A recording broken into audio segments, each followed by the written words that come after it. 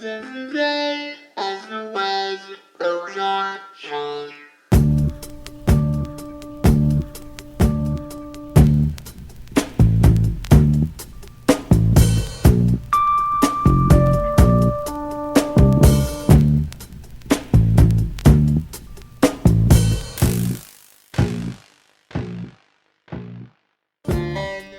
morning, good Tuesday to all, and all a good day. It's your boy, your friend, motherfucking Ben. He'll be there till the end. You better touch his hand. High five. You like that shit? Let me tell you about some sponsors before I even get into the guest list. So let's get this out of the way, all right? Manic presents September 4th, 4 years strong. The Ballroom at the Outer Space in Hamden, Connecticut. September 10th at 5, show at 6. Doors at 5, show at 6. All ages. Looks to be between $19 and $21. Oh, never mind. Sold out on the bottom. I didn't know they were that big. Whatever. There's one more I could tell you about right now. September 4th. Cafe 9 in New Haven, Laundry Day album release. That's the 4th. Doors at 5, shows at 6. 21 plus. That is a bar, free with RSVP. $5 at the door. I wouldn't know how you'd go about RSVPing. Maybe to Manic, maybe to Cafe 9. I'm not really sure. But yeah, go down there and support those dudes. Secondly, Hartford Denim Company, aka Hardenco, is a manufacturer of the strongest clothes available. Like, you could put Chuck Norris in that shit and make him kick, and the crotch not gonna rip. No, it's gonna, and even if it did, you can get it repaired for life. We at Hardenco stand by that statement by backing all of our products with free repairs for the life of the garment. Made using only the highest quality materials. Everything we produce is cut and sewn in our shop in Hartford, Connecticut, and that shop is at 236 Hamilton Street. You're gonna want to go there. Selling a lot of nice stuff in their showroom. If they don't have anything, they'll pretty much make you anything that can be made of denim. I'm totally fine with going on record saying that. We also specialize in the production of commercial aprons for, but not limited to, the restaurant, bar, and woodworking industries. You could, I don't know, you think you could weld? Or maybe be an iron smelter? Probably. www.hardenco.com for more information. 236 Hamilton Street, motherfuckers. Just got my haircut the other day by my boy Elias at D. Michelle's Barbershop. Nope, D. Michele's Barbershop. That's right, don't fuck it up. You say D. Michelle's, he's gonna fucking give you a fuck. He's gonna do karate on your head. Pow! D. Michele's Barbershop and Emporium, located at 6 Kirby Road in Cromwell, Connecticut, exit 21 off I-91. D. Michele's specializes in all types of men's haircuts and hot shaves. I need a shave soon. Like, I do it all, like, I get my hair cut, and they, you know, he takes it down with a little, like, but I'm trying to get that hot shave. Services are available by appointment only, which can be made conveniently online at dmichelsbarbershop.com. That's DIMICHELES barbershop.com, or by calling 860-502-3540. Gift cards are available in any denomination, and they also offer my personal favorite, their own water-soluble pomade. So go out and get a fresh cut, a clean shave, and some awesome product, and tell them Ben sent you. D. Michele's Barbershop and Emporium, responsible barbering. And last but not least, the Cold Brew Coffee Company. Yeah, what's up? It's a hot one out there. It was hot. It was 90 degrees today. Today was, and yesterday was also. So if it goes for 5 days, I think that's a heat wave. Write that down because you're going to forget it. So beat the motherfucking heat with the one and only Nitro Cold Brew, the cold kick in the pants that summer demands. A proud sponsor of BB with BG, the Cold Brew Coffee Company offers you their infamous Nitro Cold Brew and now carries a delicious selection of refreshing teas. Yeah, motherfucker, you drink that tea, you will drop to your knees. Products are fair trade, organic, and available at your favorite Connecticut bars, restaurants, and farmers markets, and more. Not in Connecticut, no problem. Products are available for purchase online at coldbrewcc.com. Stay up to date with the newest flavors and retailers by checking out Cold Brew CC on Instagram. Cold Brew CC, the best damn cold brew. Okay, ladies and gentlemen, I got a local hero on the podcast today. Well, he's a hero to me. You know why? He makes excellent food, and he's the top in his class. He could make food, and it would make me cry. I really think he's definitely capable of making a dish that would make like a tear come to my eye. He's that good. He's my friend Tyler Anderson. If you don't know, he's the fucking head chef over at Millwrights. He's a chef over at Cooking the Bear. We already told you all about what Cooking the Bear is. If you don't know by now, I don't know what the fuck rock you're living under, but you better fucking slug on out and get with the program. Millwrights is probably one of the best, New England-inspired fine dining restaurants in Central Connecticut. And Cooking the Bear is just a fucking awesome fusion restaurant. And it marries barbecue and a little bit of fine dining flair. Meet you in the middle kind of deal, all right? We talk about all kinds of shit. Where he grew up, his time he spent in Chicago, learning how to cook, his favorite foods. Dude's just a fucking great guy. I love to call him a friend. I give him a little kiss on his forehead next time I see him. Mwah. Ladies and gentlemen, Tyler Anderson. I break bread, break bread, break bread, break bread, break bread, I break bread, break bread, break bread, break bread, I break bread, break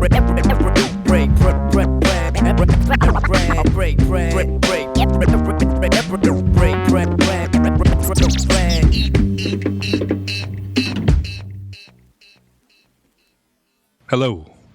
Do it again? Hello, how does this sound? Do it one more time. Oh, one more time.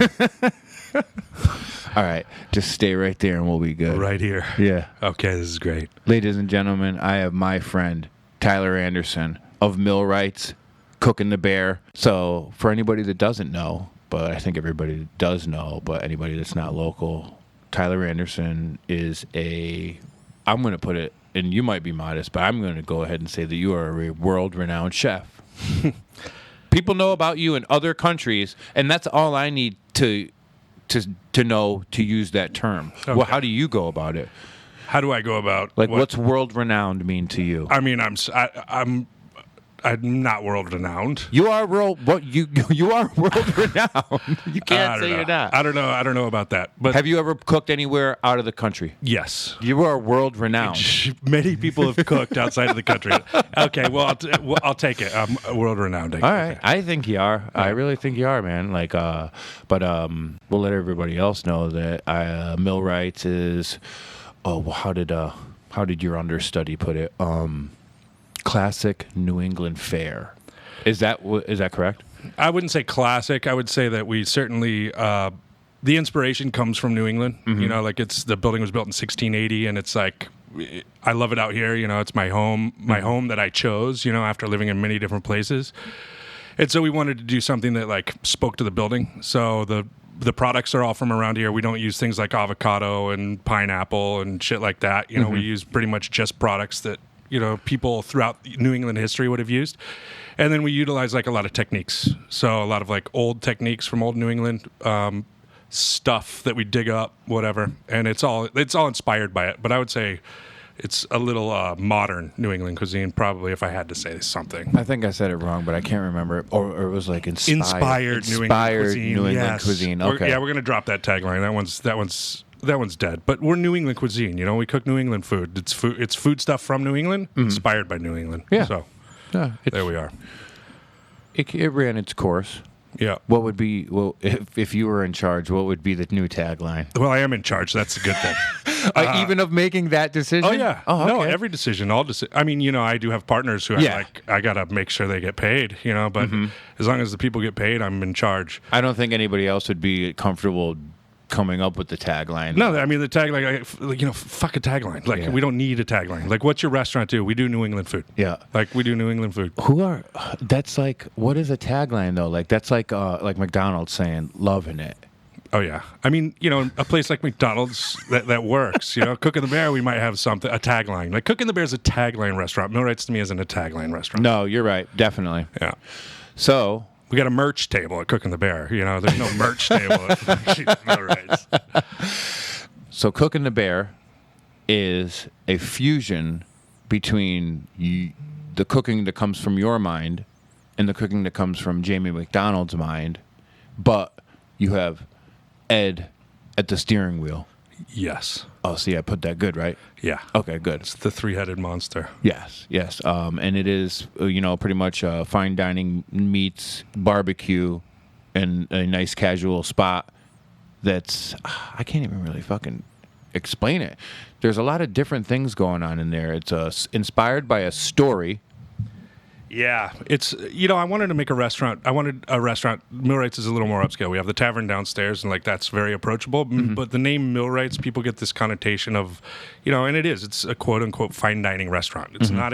It's fairly expensive. Not everybody can afford to experience it. So, I really wanted to do a project that people could experience. Everyone like across the board could experience. And to me, barbecue is one of those things that's like, it bridges every gap. Like you have a CEO sitting next to a janitor, sitting next to a black guy, sitting next to a white guy, everybody loves barbecue. Everybody likes it.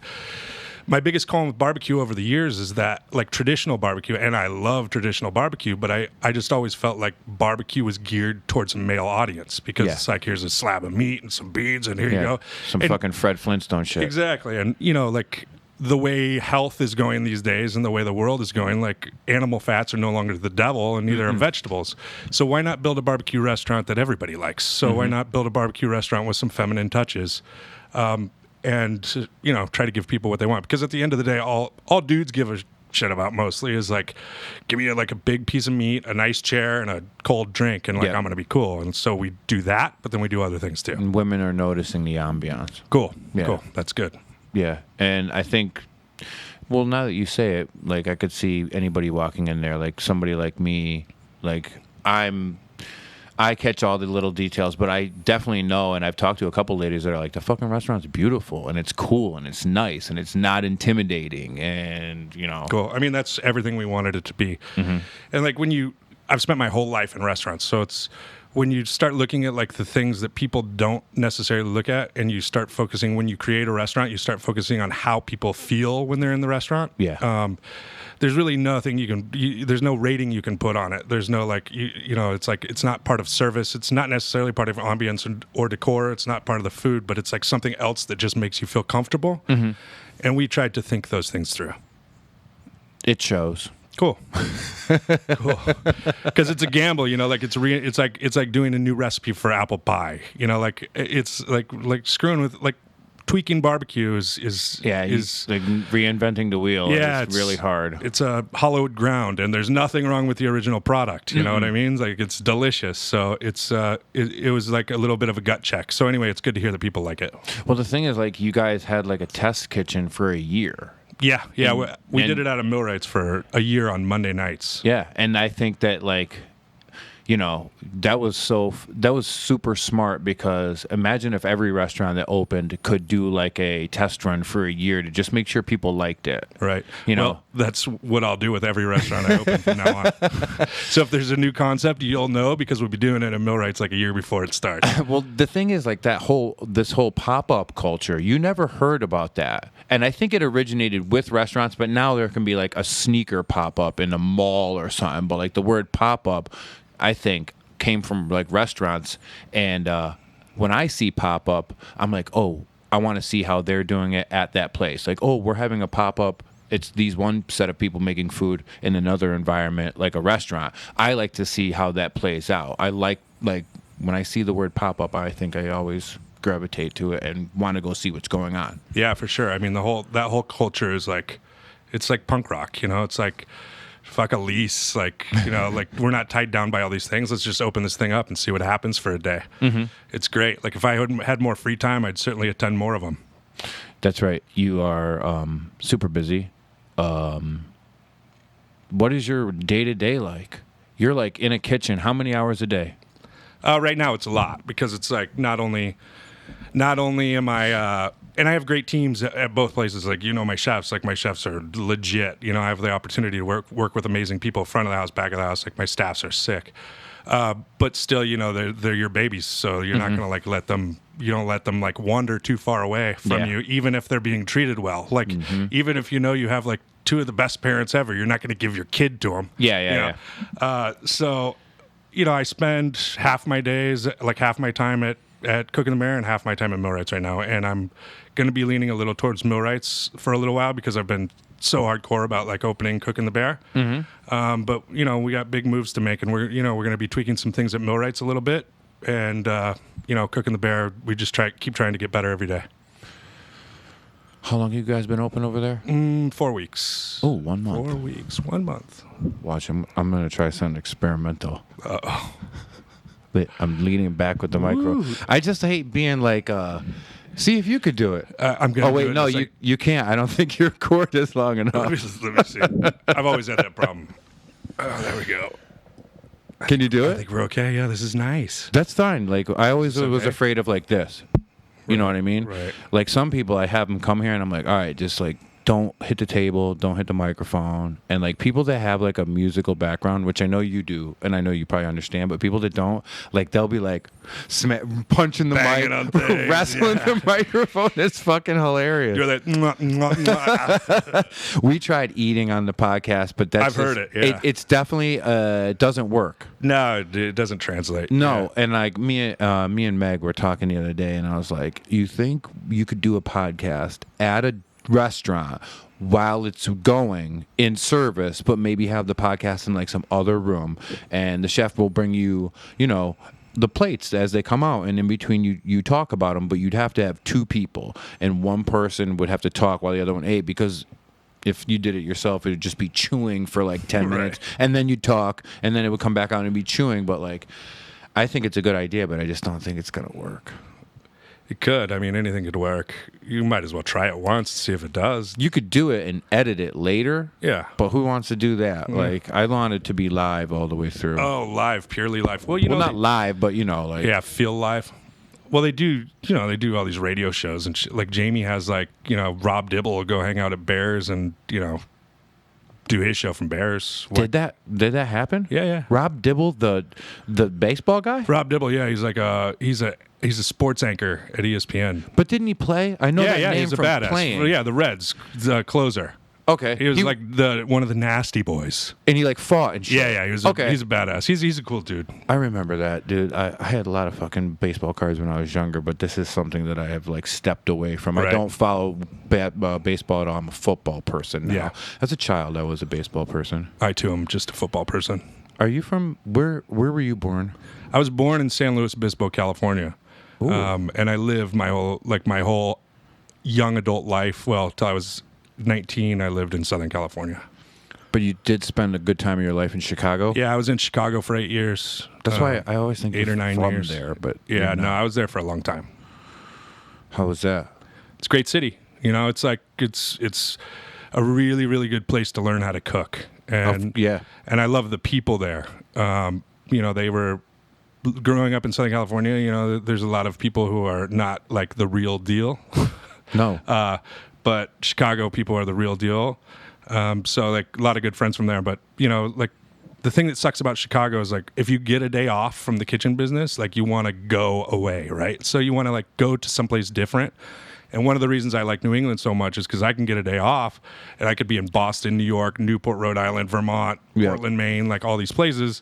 I get a day off in Chicago. Where the hell am I There's- going? yeah, No fucking Wisconsin Dells. You know, it's like, yeah. Now that I think of it, you look at it and there's like nowhere close. No, it's like, tough. Yeah.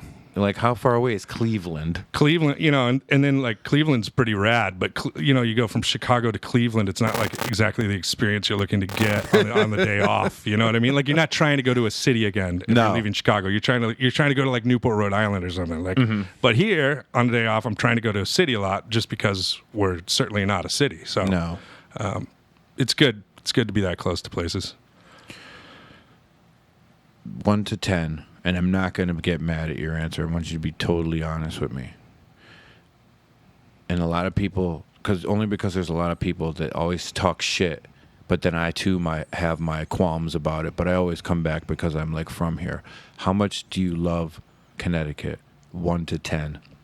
So I've lived, I've lived in like 6 states. And I have my choice. Like I'm a chef, so I could work anywhere, you know, and I've been to every state except for Alaska, and I chose here. So I would say a 9. Ooh, okay. Yeah. Connecticut's like perfect for me at this point in my life. You know, I have kids, you know, it's a good place to do business, although because the demographic is really good, it's not the most business friendly state, certainly. But I like doing business here because I generally like the people here a lot. Yeah, it's dope. And then we're close enough to New York, close enough to Boston, but I don't really want to be in a city anymore, so it's good. I'm a 9 too.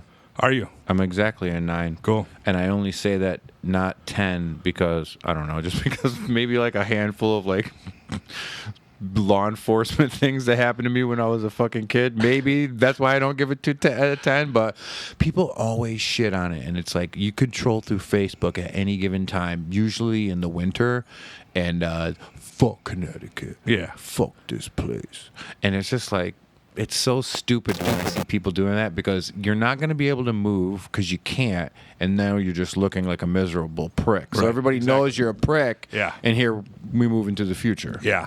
And it's like people are always like, "Oh, why'd you move from California to Connecticut? Like, how? You know, what? That's what always a possessed joke, you?" too, yeah. I'm like, dude, you go live for a month in the neighborhood I grew up in California, and then you tell me if you want to come back to Connecticut. Or not. It's weird to say, but Connecticut's a safe bet. You know what I mean? It's nice, man. It's nice, and it's nice not having to worry about like the stupid shit you have to worry about some places. You know, it's a nice, easy place to live, and I think our paths are fairly similar. And it's nice not having to look over your shoulder, not having like some stupid beef all the time. Like the people are nice. There's no bullshit. You know. Yeah, until you write a bad review about their Yeah, I restaurant. mean, you can still get yourself in trouble, but it's like No, generally everywhere. Generally, it's just a nicer place to live. I'm older now, and I can take advantage of the things that come with being 40 and living in Connecticut. Right. Like 19-year-old me was mad at the world. I can imagine 19-year-old you was a little bored in Connecticut. And that's how people get in trouble. Right. You know what I mean? But Yeah. no, I do love this place. I love the fall, and it's just like you ain't going to get that anywhere but New England. And I try to tell all my friends from California that, like, they love California, but I go to California and I love California. Yeah, California's sick. I'm not by no means am I shit talking. And but I always want to tell them, like, dude, come like spend a week in Connecticut in like October. It's Right. fucking cool. Yeah. You'll like it. Yeah. People are always talking shit. It's a highway between New York and Boston. It's kind of like a connector. You know, it's a connecting area. It's the bridge that connects New York to Boston. Neither of them would be able to survive without Connecticut because it's a piece of land. But yeah, man, fucking you like hardcore music. Yeah, I mean, I grew up Southern California, like punk, my whole life. Did you like Operation Ivy? Yeah, dude, we were all into that stuff. You know, we'd go up to Berkeley and like see shows, but you know, that was a pretty good trek. So like the Whiskey was our spot, and Ice House, and like some of those older like smaller spots in Southern California. But yeah, Operation Ivy, all those guys were dope. Before I knew anything about any sort of punk, that was all I knew from the West Coast, and I had that fucking tape, and I played it on my paper route Right. every Yeah, day. yeah.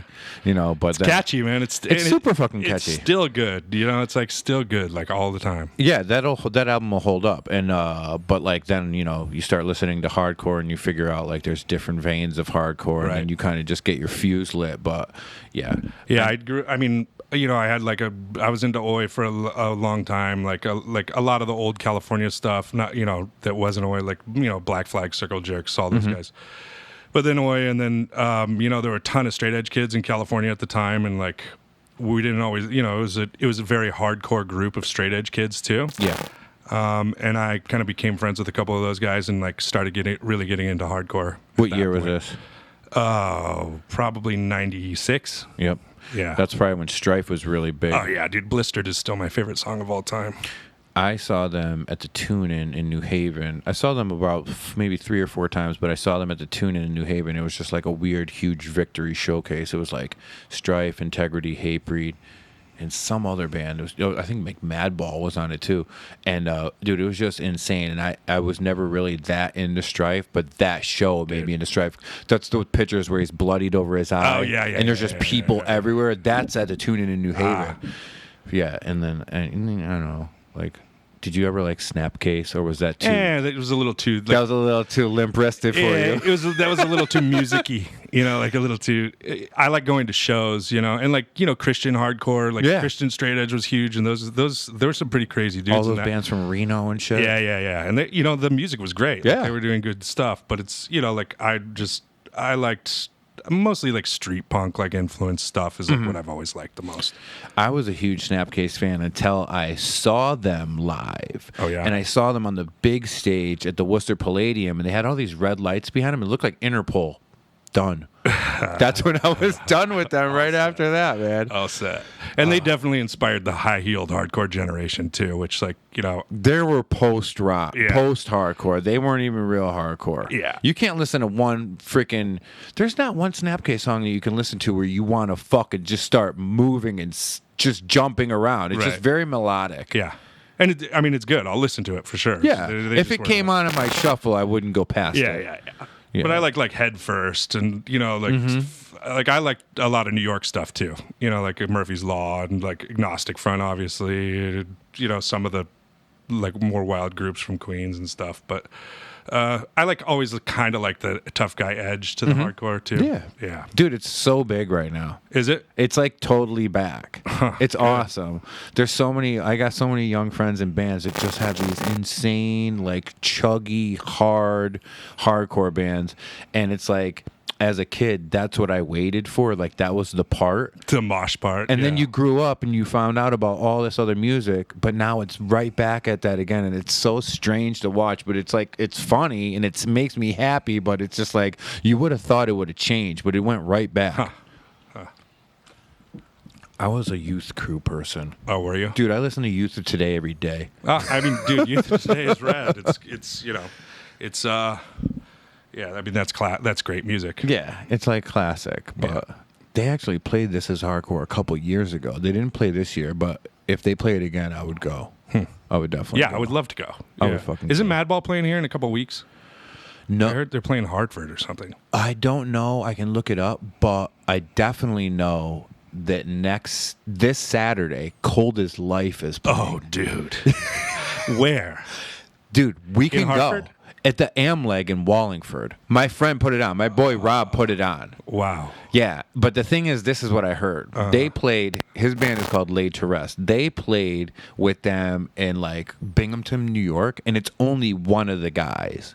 It's not the full lineup. It's one of the guys, and I don't even know what it sounds Still, like. though, I mean, if they're sounding anything like it, it's They were pretty like, as a young 16, 17-year-old kid, like I remember like going a couple times to see Cold as Life and just being like, you could just go to any show and you're just like, whatever. But I remember when I met the dudes from Cold as Life, I was legitimately terrified. Dude. And they were the coolest motherfuckers ever. They were so cool to us. Yeah, they're cool. They were, every time they would come to get Connecticut, they were so fucking hilarious.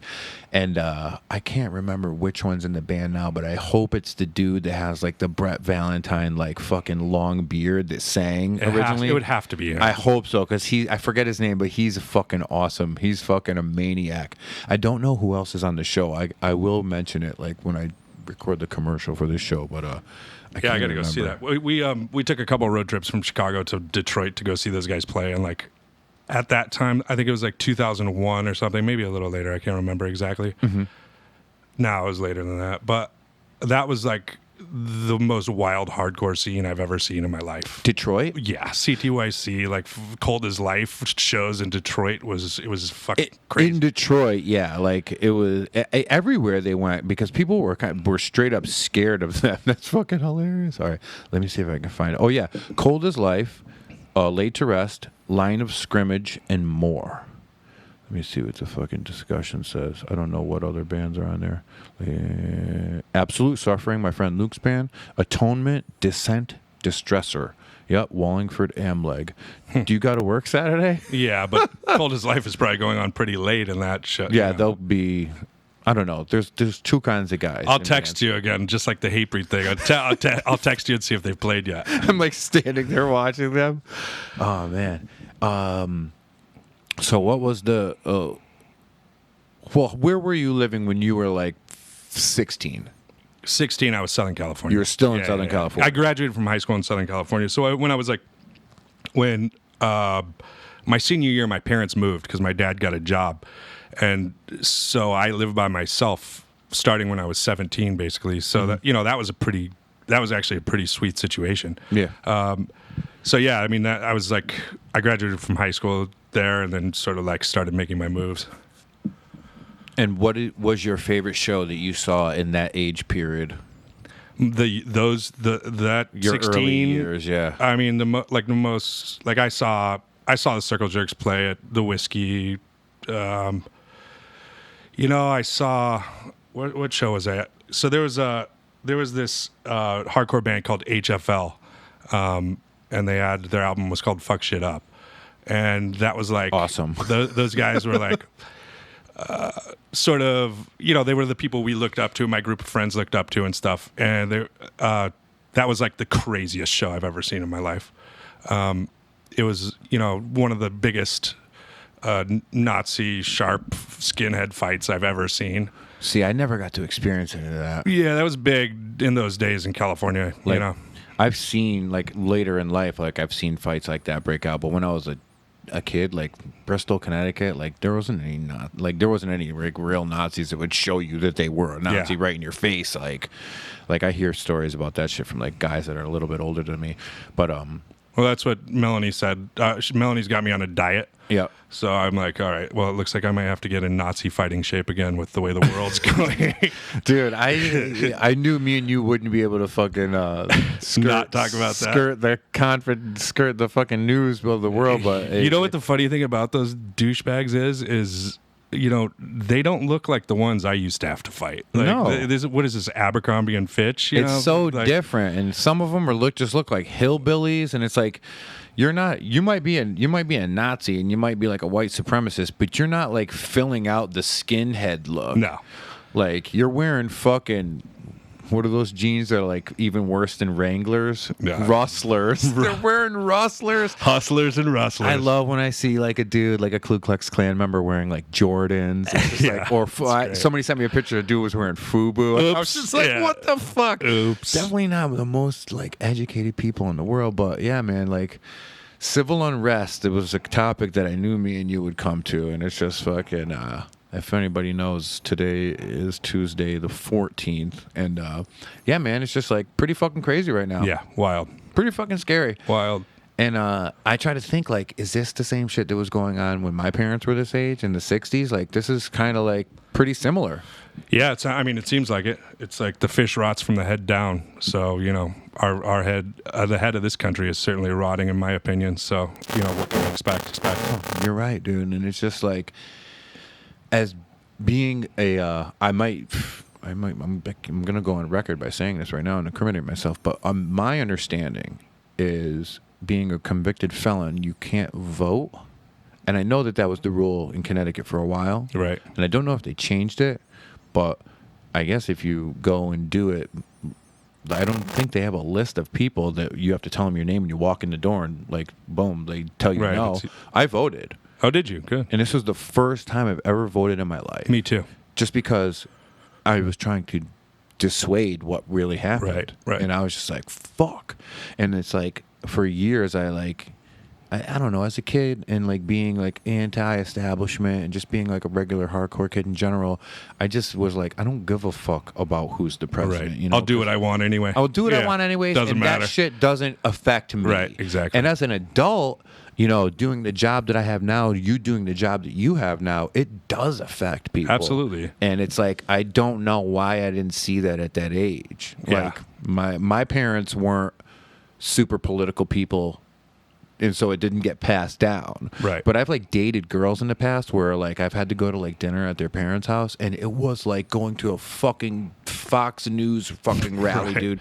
And I was just like, this is how people live. I never knew people lived like that. My parents like went to like a fucking weird Christian church and banged on a fucking tambourine every Sunday. Like they didn't know what the fuck was going on in the world. Mm-hmm. And it just like, I don't know if they did me a disservice or helped me in that. Right. I mean, my parents, I come from a very similar upbringing. My parents are definitely like, they did that stuff in the wild church, but they always had their head like wrapped around politics. They were like always into it. But, to what you were saying, I never cared before because it never really affected me or what I was going to do because I was going to do whatever I wanted anyway. But, drastic situations call for drastic measures. And I guess my drastic measure was to cast a vote. Fuck yeah. That's exactly what I was thinking, man. And I'm not really going to say anything about any other candidate, but I think everybody right now knows that it was the worst decision. You know what I mean? In my eyes, there's a lot of people that might disagree. And those are the people that were fucking going buck wilding this weekend. But I don't know, man. It's pretty crazy. I hate I told you so's, so I never want to represent myself like that. I just continuously will speak my mind regarding the topic. Yeah. And if people decide to change their mind, this certainly the last thing in the world I'm going to do is like be a jerk to them and be like, I told you so. I'm be like, all right, well, welcome to the right way of thinking, in my opinion. Yeah. Like I wouldn't X someone out forever because of that. No. If someone was like, dude, we fucked up. And now I've seen what's going on. You've come to the other side. Red Rover, you know what I mean? But it's just fucking, I never thought I would have anxiety from something that wasn't caused in my own life. Right. You know what I mean? I get in my car every morning at fucking 5:30 and I put on NPR and I listen to it. And then I put on NPR on the way home. And it's just like, I never knew this much about the world and politics and government. And it's like you only learned because it's affecting you and some crazy shit is happening right now. Yeah, it's like I never watched CNN before. I wouldn't even watch the news, No. I didn't care. But now it's like it's I don't it's probably a combination of like actually trying to become an adult or something. And like what's going on, but I think it has mostly to do with what's going on. And the last thing in the world I want to do is it's not like people my family members I love voted a different way than me, but that's one of the great things about America is people can vote however they want. One of the great things about America is people can say if they don't like the situation too, Yep. So I had to delete so many people off of everything and one person in real life over the last couple of days because I let everybody have their say. Because if you don't, then you're suppressing them, and it's just as bad. So, when I write something online or something, and I let everybody comment, and they can go at it, but somebody just fucking crossed the line with me yesterday, and we're talking about racism, and we're talking about the presidency, and this dude just started talking about people in the comments were going back and forth, and he brought up my personal history as an addict, right. And something else, he thought he wrote something I used to think Ben was really self-absorbed, blah blah blah, and he's come so far because of his history as an addict, and Megan saw it and was like, "What the fuck are you doing? Why didn't who the fuck is this guy?" And I was like, "Honey, I'm not even fucking with it. I'm just gonna let it be." Yeah. And she wrote something. And he snapped on her, and that's why that will remain like that. Right. Everybody can say what the fuck you want, but don't bring my personal history into it because that's got nothing to do with politics. It's irrelevant. Who cares? And then don't fucking talk to my girlfriend like that. So yeah, fuck him. He wants to be a fucking cop anyway. So whatever. But this is the thing, man. Me and you could be sitting here right now fucking yucking it up, eating fucking Huck's cherries off the vine, having a good old friendship time. But now we got to fucking face this fucking shit. Yep. I try to stay oblivious to most of it. I work a lot, so it's it doesn't bother me on it. It doesn't affect my day, but it's still it's in the back of your mind, all the time what's going on. And like you were saying before, we didn't watch the news and all that, when we were younger. But now, it's everywhere. You used to only be able to watch the news if you turned on the news or you turn on your radio. Right. Now it's embedded in every single aspect of social media. Every time you open your phone, there it is. Dude, boom. It's on Twitter, it's on Facebook, it's on Instagram. There's got to be things going on with fucking music-based websites. It's just. Leave that shit alone. Remember the days of MySpace, bro? Kind of. Yeah. I mean, I do. I remember the days before that even better, where it's Friendster? there was none? where there was no internet. I prefer when I had a beeper, you know, and I used to have to go to a payphone and call my friend back to like let him know where I was. You know, like that. Those are the days I liked because, you know, we've lost a little of the interpersonal like communications, obviously, and I think we're a little too overinformed, and it makes us anxious as a culture. That's why I like hanging out with people. Like, that's why I like making time to actually have like experiences with people. Right. And like sometimes I just like get so weirded out. Like, I don't like to do that a lot because I don't know. I just get weird. But now it's like I make myself do it. I make Megan do it. And I make all my friends do it a little more because it's just like human interaction is better than like people will say hi to me that I've never met in real life, and only because I know them from the internet. Right. And it's weird to me. Yeah. I want to have a real connection with you and shake your hand, give you a hug, and fucking be psyched every time I see you at some show. You know what I mean? And fucking laugh with you. You know what I mean? Those are the people I remember, and it's just like some people don't have that, especially people that are a little younger than us. Yeah, they're losing it for sure. But, you know, it's a great way to communicate with people. It's a good way to stay in touch with people. But, like, I'm not knocking it, but it's taking over. And, you know, that's one of the reasons I love restaurants so much is because hopefully, you know, restaurants, one of those times where you can just put the phone down for a minute, eat something, and talk to somebody. You know, that's the importance of a table, of like a shared meal. I've learned over the last couple of years, unless I'm like taking a picture, like I do put it away because I hate when I'm trying to tell people like a story and I don't. You ever tell somebody a story and you don't get a laugh and you're just like, okay, I'll go fuck myself. It's kind of like when they're on their phone. You know what I mean? Like I just told you this shit and you just like nodded your head at me. Yeah. Just put it down for a few minutes, you know, like while you're eating. My friends in Cincinnati used to do this thing. They would put their phones all in the middle of the table, and whoever like forgot and like had a brain fart and grabbed it first had to pay the bill. And I remember dudes just getting bummed because they had to like shell out like $200-$300 for a couple people. Oh man. So what else do you want to talk about?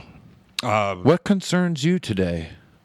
What concerns me today, like at this moment, or well, let's do both. What's concerning you right now? You know, I handle stress pretty well, but you know, I got a lot of like balls in the air right now. You know, but you know, it's not like that concerning. I just want to like try to make good food at my restaurants. You know, make people happy. My dad's a little sick now, which sucks. You know, he's diagnosed with brain cancer, so you know, like. Being that far away from mom and the family right now sucks, but and they're still in Southern California. Yeah. They live in Ventura now. Okay. So you know, I'll be making a lot of trips to California. You know, like trying to fitting that into my schedule because that's like family first. You know, like definitely crucial. So it's important that I'm there as much as possible. So, you know, like balancing it all right now is really my only, you know, my biggest concern. I have 3 great kids. I got a great girl. Like I'm a lucky guy. You are. Yeah. Yeah, man. Fucking what's concerning me right now? I don't know. Do you like my little studio spot? It's beautiful. Yeah. It's impressive. I wasn't expecting this, dude. It's like the Larry King show, dude. Just being an addict, I'm never deserving of anything I have. You know, it's like a weird like little thing. Yeah. Yo, I got a fucking cubicle. Yeah, you see that? Yeah, you have a drafting board. you have a cubicle. You have a drafting board. You have a spot for your feet. Yeah. Kick your feet up on your cubicle. His brother made him this desk. And that's why I asked if I could do it up here, because of the desk. Right. Like, for anybody that doesn't know, like, I moved out of my my side bedroom, and now I have my own little studio spot. And I don't know, I'm pretty proud of it. I got some turntables my friend Andrew gave me. I'm going to start... Watch. Yeah, right. It's going to be fucking great. You need to start, like, filming this show, like having it on, like... You know, like the Howard Stern show went to a TV show. That's dude, like a lot of these successful podcasts now will have 2 cameras, like one this way and one that way. Like if you watch like Joe Rogan on YouTube, right? They edit that for a show, right? And like there's a couple of them, like the Tom Segura one, the Bill Burr one. I think they all do that. But yours is the only one I listen to, Ben. Dude, yours and I like Jocko Willink sometimes. You know, like Jocko. Yeah. That guy's insane. He's wild. He's awesome. Yeah. So when I need some like motivation, I listen to that guy. Like when I ain't getting much motivation from me. No, I'm not the most serious fellow in the world. So it's like brings me. He's like, okay, take your life seriously. That dude is fucking. I was listening to a podcast he was on. He was talking about his kids, and one of them was scared Did you hear the story about how the daughter was scared to sing in front of No. people? So, like, I mean, I haven't listened to them all, but I will. the dude's like a crazy father. Like, he's Yeah, yeah, awesome. yeah, He's got all girls, right? And he was like into hardcore his whole Oh life. yeah. Too. He's got all these little girls, right? And one of them was afraid, had a fear of speaking or singing in front of a crowd, but she had to do this thing for school where she had to, and she was like, "Dad, I'm gonna fuck it up, you know, like I'm gonna fail." And he was like, "No, we got this." So 1 week he made her sing by herself, and then the next week it was just him, his wife, and the other 2 daughters. Okay, sing for us. And then the next week he got her friends from school and added that to the Right. group. She sang to them. The week after that, he got like his extended family, like the aunts and uncles, and he came over, and then she did that. And she was killing it every time. That's awesome. Then he got some neighbors the next week Right. and built it up over like 9 weeks. And then The she's girl Madison Square Garden week 10. girl goes on stage and kills it, Right, like right. at her thing at school. Yeah, that dude's awesome. He's Yeah. all about like intestinal fortitude and shit. Yeah. Like, I had a lot of friends that were in like that were in the armed forces. I was for a short stint. Like, I get it, Right. but like those dudes that get out and get jobs and like flourish as these crazy like disciplined Americans, Right. like it's a rare breed, dude. It is, yeah. I mean, you know, AJ, he's like our business, my business another partner. one. He's, you know, like he's the yin to my yang. I love that guy. Yeah, I fucking love that dude. my business partner. But like we've been working together like 14 years, and he's that way. You know, he's like straight laced, but he was like special forces and like all this shit. So it's like, you know, those guys have their shit together. you He know? probably still gets up every morning and makes his bed right when he gets out of That it. dude has 7 towels. 7 sets of white towels. One for every day. for every day. Yeah. And then I think this is a Monday, so I think this is the day he does his laundry. But he'll do the 7 towels. Dude, I don't remember the last time I washed a towel. You know, like it's like I wash I'm my not- towels, but I don't like- remember which ones. Yeah, it's like a towel, it's like a towel. You know, like you don't have to wash it every day. You were just clean, bro. Like you Dude. were just clean and you wiped yourself off. It's like those that will never leave him. Yeah, You know no, what I that's mean? the discipline, and that's what he brings to the business. You know, like I try to surround myself with people who are good at what I'm not good at, and Yeah, you know, definitely. I think it's like people who don't decide to do that, are the people who don't maybe go as far in business. You got to know that you suck at some things. You know, It's like I have that part of me that's still in me. I'm very regimented when it comes to some things, and I'm very lazy when it comes to some things. And then like the people around me, like I'll fault them when they're not like as on time or as like disciplined about things. And I got to remember, like they're fucking regular. They're people. It's how they're wired, man. Everybody's Yeah. different. You Yeah. know what I mean? But yeah, dude, fucking like I work really close to my house. Mm-hmm. Millwrights is very close to where I live, and you know, it's like 2 miles away, Mm-hmm. and I don't drive there the same way every day. Like I'll take different ways to work just to like not be regimented.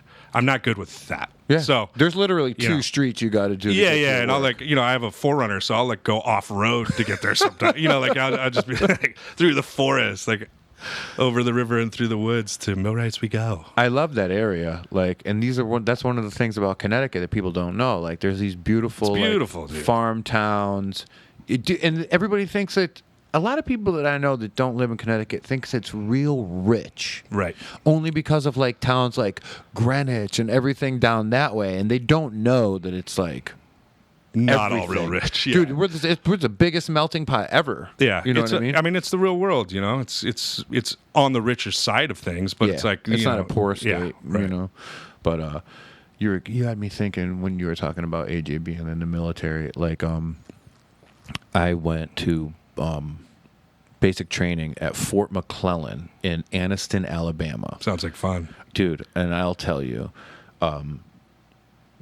I made the joke about him making his bed. Right. And every morning we had to get up and do the same thing, but it Yeah. had to be like, you know, they act that Crisp shit you corner, that like shit all you that. see in movies where they bounce the quarter, Uh-huh. like that's a thing. Okay. It sounds like hell. And the biggest travesty you could ever do was leave your locker unlocked. Right. And if you like go to like basic training, there's like barracks with a bunch of bunk beds, and everybody's got like one like school locker size like place where you could put your fucking shit. And I remember just watching people like have all their shit pulled out by the drill sergeants and just laughing at them and whatever. And one day, like, I'm fucking on the payphone, and there's these weird barrack buildings that were, like, really big, and I'm on the payphone. I'm talking to my mom, and I'm, like, bummed out and, like, want to come home, like, talking like a total Right. pussy. Right. And I look up, and I see, like, this 4th floor, and I just see, like, a shoe come out. Then I just see a bunch of shit, and I'm like, oh, shit, whoever's locker is right there. You know, they found... Was it your shoe? They found someone who left their locker unlocked. And all of a sudden, here comes the fucking mattress. Ooh. And I'm just like slowly putting it together. I'm like, wow, that's kind of almost where my window is. And I was like, oh, fuck. So I walked up there, dude. Everything was gone out the window. Just when you thought it couldn't get any worse. And they don't let nobody help you. You got to pick that shit up. Ugh. Bring it all the way back up the stairs, set it all back up, and act like nothing happened. Man, it was a strange time in my life, but it definitely led to the little bit of discipline I do have. Right. But like, it was fucking, you know, that's the path I took because I didn't go to college right off the bat because I was a fucking dumbass that did 5 years of high school. Right. And, you know, everybody gets there a different way. Yeah. Did you go to culinary school right out of anything? No, I cook, so I started working in kitchens when I was like 16. I worked at this place called the Hungry Hunter Steakhouse in El Toro, California. Mm-hmm. And my job was to put like the kale on the dish, like put the kale on the plate, you know, because that was like the hot decor item at the time. Like, so you take the steak, put the kale on, put like the little au jus ramekin on top of the kale, and then like grab a baked potato from the warmer and put it up there and like put it on trays. But I loved being in the kitchen, even though I was like not cooking at that exact moment. You know, I was in the kitchen. I was like working with the kitchen guys. I liked. You know, it was like working on a pirate ship, you know, like it's just, there was this one guy named Numberto who'd worked the grill, and like he just got out of prison, and he would like work the grill with his bare hands, and I thought like he was the most badass dude that ever like walked the face of the earth. And then there's like pretty waitresses and like all this other stuff, and you know, like I just fell in love with the restaurant business that way, you know, and then started taking it a little more seriously at some point, you know, but did you ever go to culinary school? Oh, yeah. I just dodged that question altogether, didn't I? So, yeah, I was in kitchens for a while and then decided, like, you know, I want to legitimize myself by going to culinary school. And so I went to culinary school that's now out of business because they were basically stealing from, I mean, they would promise you the world, you know, and they didn't deliver. And it's like when you graduate, when you're a kid, you go to culinary school, you graduate and you have like $50,000 in debt, and you're going into like a $12 an hour job for the next like 10 years, you know, you're screwed. Like, how do you ever pay that back? You don't. So I'm a pretty strong believer in, you know, there are some great culinary schools and there are some great culinary programs, but, you know, I'd use that money and I would go to like the best restaurant I could find and gut it out and not get paid, and like use that money to like work in a restaurant. Yeah. So anyway, I didn't graduate from culinary school because I was working at like one of the best restaurants in the world at the time. So I didn't graduate from culinary school, so I still have to do my internship, and then I'll graduate. So if anybody's looking for a good culinary intern, you know, I need to finish that. I got a couple credits to swipe I can't up. imagine you being an intern at any restaurant. I'll throw down, dude. Like, That's you know, fucking put me in awesome. coach. What was this restaurant? So I worked at a restaurant called Charlie Trotter's in Chicago. Okay, and I've heard of that. I worked in for this like amazing lady named Sarah Stegner, who's like my mentor at the dining room at the Ritz-Carlton. And that was like, you know, at the time was like the best hotel restaurant in the world. So she was the one who like really molded my cooking, you know, and like taught me like, this is what you need to do. Like, just like respect the ingredients. And this was like 14 years ago. And she was like buying everything from the farm at the time and like all this stuff. So yeah, that was, you know, Chicago was an inspiring place to learn to work. That's awesome. Then I had kids, you know, and so you got to start taking life. Like, if it weren't for cooking and having kids, you know, I would have taken a much different path. Oh, definitely. So like that was my military, you know, that was like You had to grow up real fast. Yeah, and I loved my job, and I've always loved cooking. Like, it's like, to me, you know, like I'm one of the lucky people who really doesn't look at their job as a job. Like I never have. Like I don't ever look at my watch and like I'm out of here. So it's like pretty cool to be able to do that. So once I realized that I needed to do that, I had to stay pretty disciplined to work in these kitchens I worked in, so I couldn't get in that much trouble. And then when a kid pops out and you're like, oh, like now I really got to be an adult. Yeah. So that, you know, straightened me up pretty well. So, you know, I'm not like the straightest arrow, but the kids certainly like guided me down that road. I was thinking about that today, about like, you know, going into a job every morning and being like, fucking, this is awesome. I love this job. Right. Like, I'm not in one of those situations right now. Yeah. I love what I do, and I love what I do for people, but like, it's like I'm under a thumb. Like, I work for an agency that's like going through a lot of change, and it's not good. Right. You know what I mean? And I was just, me and Megan were talking about it the other day. I was like, I've never had a job where I was like, I'm here, fucking love to be here. Like, Right. That sucks, dude. Yeah. I don't hate my job, but you know, it does what it does for me. But Honestly, the unfortunate thing is that's most people. You Yeah. know, that's like 90% of the dude, world. Is yeah. like, you know, I'm oblivious. I'm like floating around in this la la land, and people are like, "Isn't it so hard being a chef?" Yeah, it's hard, but like, first of all, I don't know anything else hardly. Yeah. And second of all, like, it doesn't seem like work to me. I would do it for free. yeah. You know, You so, could fucking you have like you're holding the reins in your job. You can go anywhere you want as far as making dishes. Like, you're an artist. I have to go to this office every day and do the same thing over and over and over, and only get added on more tasks as the year goes Right. on. You know what I mean? It's fucking. Did I tell you about how I tried my hand in the restaurant business recently? Did I tell you the story? No, which I just- know you've been prepping. I know you've been like a gun for hire for some Matt Jennings or something. Well, I've done things like that for like guys like that. Okay, what did you do in the restaurant business though? What's your recent?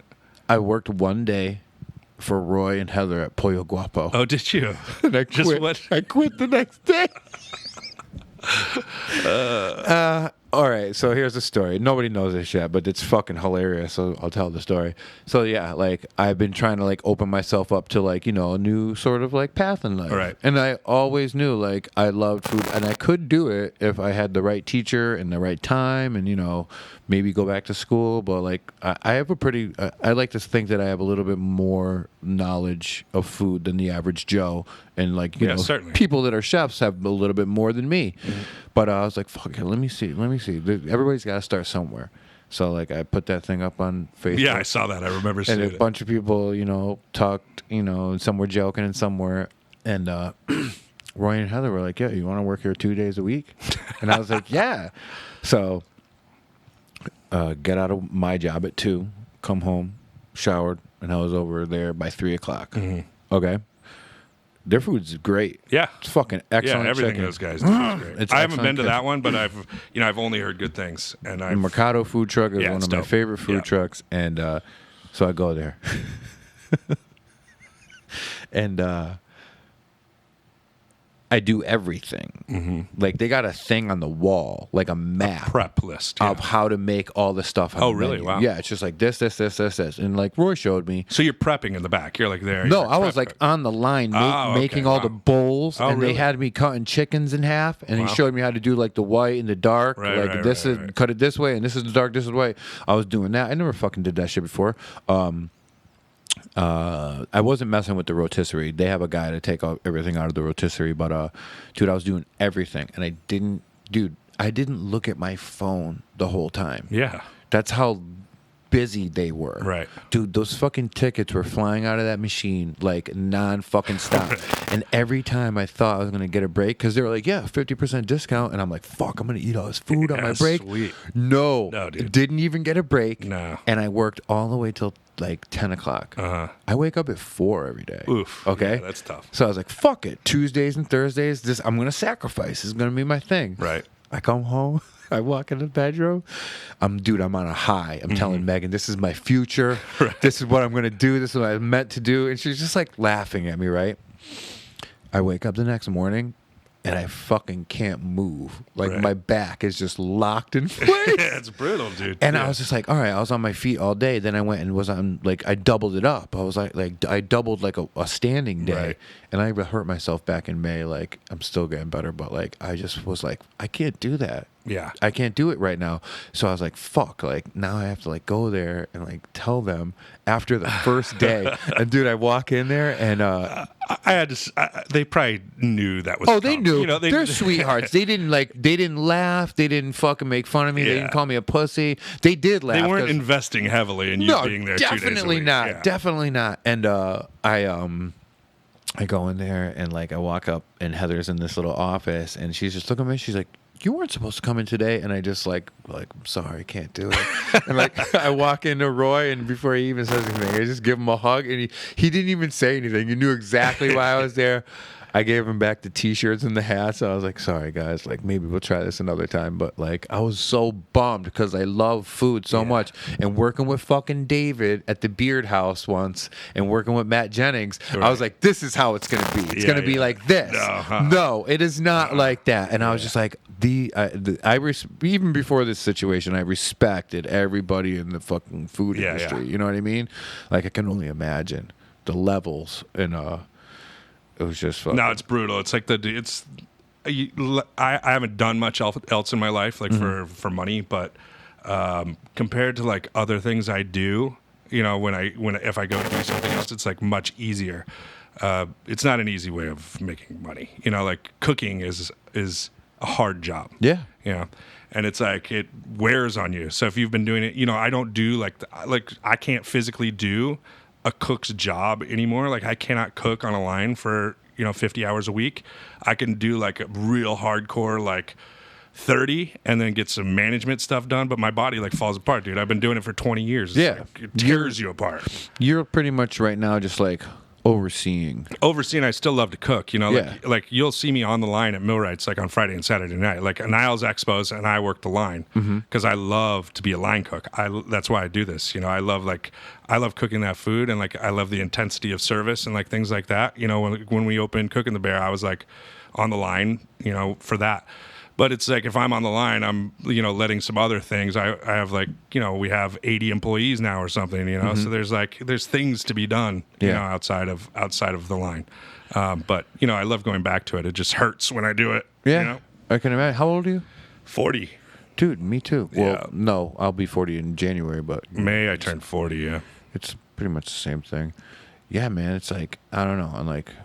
I try to take care of myself, and I was doing a really good job. And then from May to August, I was just like, fell off the wagon. Fuck it, and everything. It's right hard, now. dude. Like, you know, it's not eating whatever I want. Like, sucks. You know, like I said earlier, I'm on a diet. Like, she's got me on a diet, and I'm just trying to eat like, you know, proteins and vegetables. Yeah, dude. Like bread and butter and bread with cheese on it is like the greatest thing ever. Like I have withdrawals from carbohydrates. I'm like you're like Megan. Like she likes that kind of carbohydrates. I'm a sweets person. Yeah. At the same time, I'm also a sweets person, and I work with Kristen Eddy. So it's like there's always like these like tidbits of like cake around and like all these like things like her scraps like. If you just ball up like the cakes she makes and like, just chew on them, it's like delicious. Oh my god, she's amazing, dude. It was funny. Like when I was at Pollo Guapo, like he showed me how to use like these big ass scissors and cut the spine of the chicken out, and then you got to lay that on the side and then cut the rest of the chicken up. But along that spine is where that dark black charred chicken skin is. on the back. That's the good stuff. And I would like keep a little pile, and every time Roy turned around, I'd be like, oh, "Dude, I'd shove it all in my mouth." Yeah, that's like when we opened Millwrights, I lost like 35 pounds because it was like stressed out, like working these long hours, and like you know we had the same thing going on, like working 20-hour days at Cooking the Bear, but it's like when there's all these like tidbits of like delicious things around, like it's so hard, like to peel the outer skin off of like brisket, like the bark that forms, and just eat that is so good, dude. Dude, that's like the fucking piece of the pork, pot roast that would stick above the water. The candy, yeah. I would like steal it from my mother. Yeah. Oh my god, it's bad news. And it's like you know, there's like at Cooking the Bear, like you could just like eat a slider real quick. You know, like these like in Millwrights, if you want to eat something, you have to like. You have to assemble it. Like I have to assemble everything. Oh yeah. But Cooking the Bear is a different sort of restaurant, you know. So there's got shit laying around that's things ready to eat all the time, you know. So it's been tough, and so that's why she's like, all right. What are you doing? Are you just doing veggies and meat? Yeah, veggies and meat primarily, and then I'm going back to the gym now. Yeah. I told you, dude. I worked out right out here the other day.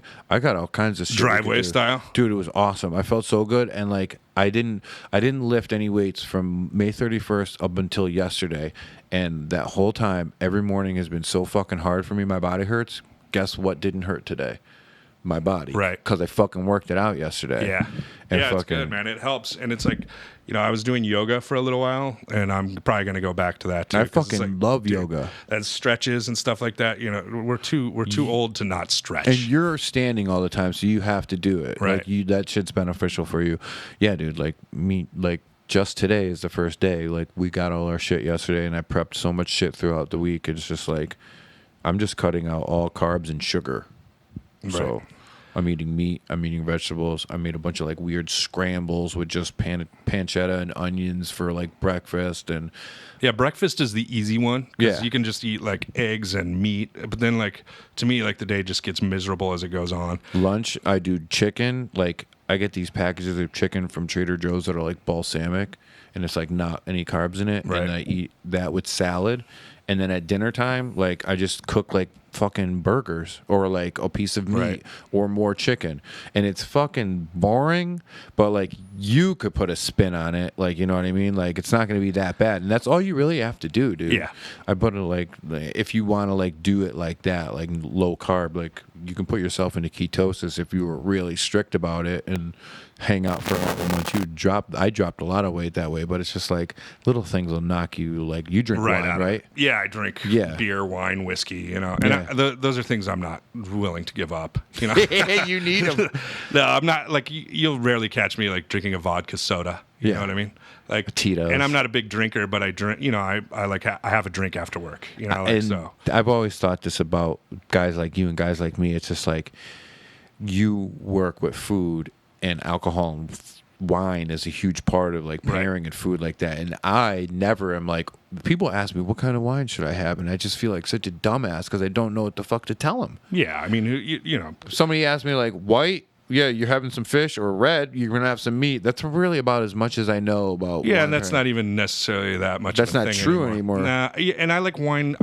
Honestly, I don't care unless I'm at like Le Bernardin having a tasting menu. Like Yeah. I'm not trying to match the wine to the food. Like No. I just want to crush like very drinkable wine. I like some weird wines. I like rosé. I like girly wines, honestly. I like drinking, like I don't want to like crack open a big Bordeaux and just like sip on it. You know what I mean? Like that's not what I'm doing. Wine's fun. It's like it's fun to drink, and I don't know anything about it either. Like honestly, like I know a little, but I'm surrounded by people who know a lot about it. So Yeah. I'm like, what should I do here? Hey Tim, what should I do? So. He knows a lot about wine? Oh yeah, Tim crushes it. Yeah. Is he a sommelier? Yeah. Oh, wow. He's going for his second level. He got his first level. And the funny thing about Tim, is like I hired him at Copper Beach when I worked there, like 8 years ago or something. The kid was like a stoner, like valet parker from Old Saybrook, and he's like, "Hey, dude, can I get a job here?" And so he was like my food runner, our food runner at Copper Beach for like 3 years, and like being my food runner, like graduating from being my food runner has become like a legendary status thing amongst like the restaurant world because I used to like beat on them so hard in a good way, but Yeah. much is asked. Oh, yeah. Of like somebody who wasn't expecting to be in the restaurant. I can business. imagine. So if you can get through like being my food runner, like you're going to be a badass. Like you're going to go into the world of restaurants and be good. That's so what I anyway, need. Tim is now like the GM of Millwrights. Yeah. Here we are a few years later. He's the GM of Millwrights going for his Somm. So it's cool. It's cool to see. That's fucking great. He's hilarious. He was in my foursome at the AJ the AJ Open. Invitational. AJ's 4th of July Invitational. I tell you what, man, I'm so psyched for next year. That was some of the funnest time I've ever had on a golf course. And I'm not. Who else was on your team? Oh, what's his name? The dude that I told you about. I think he's also a runner. Oh, he's out of his fucking mind. What the fuck is Not his last Yurch. name? Yeah, Yurch. Oh, he was Yurch. my Yeah, partner. dude. Okay. He was my partner. Yeah, And that's just nonsense then. because AJ fucking was like, "Oh, you go with this guy."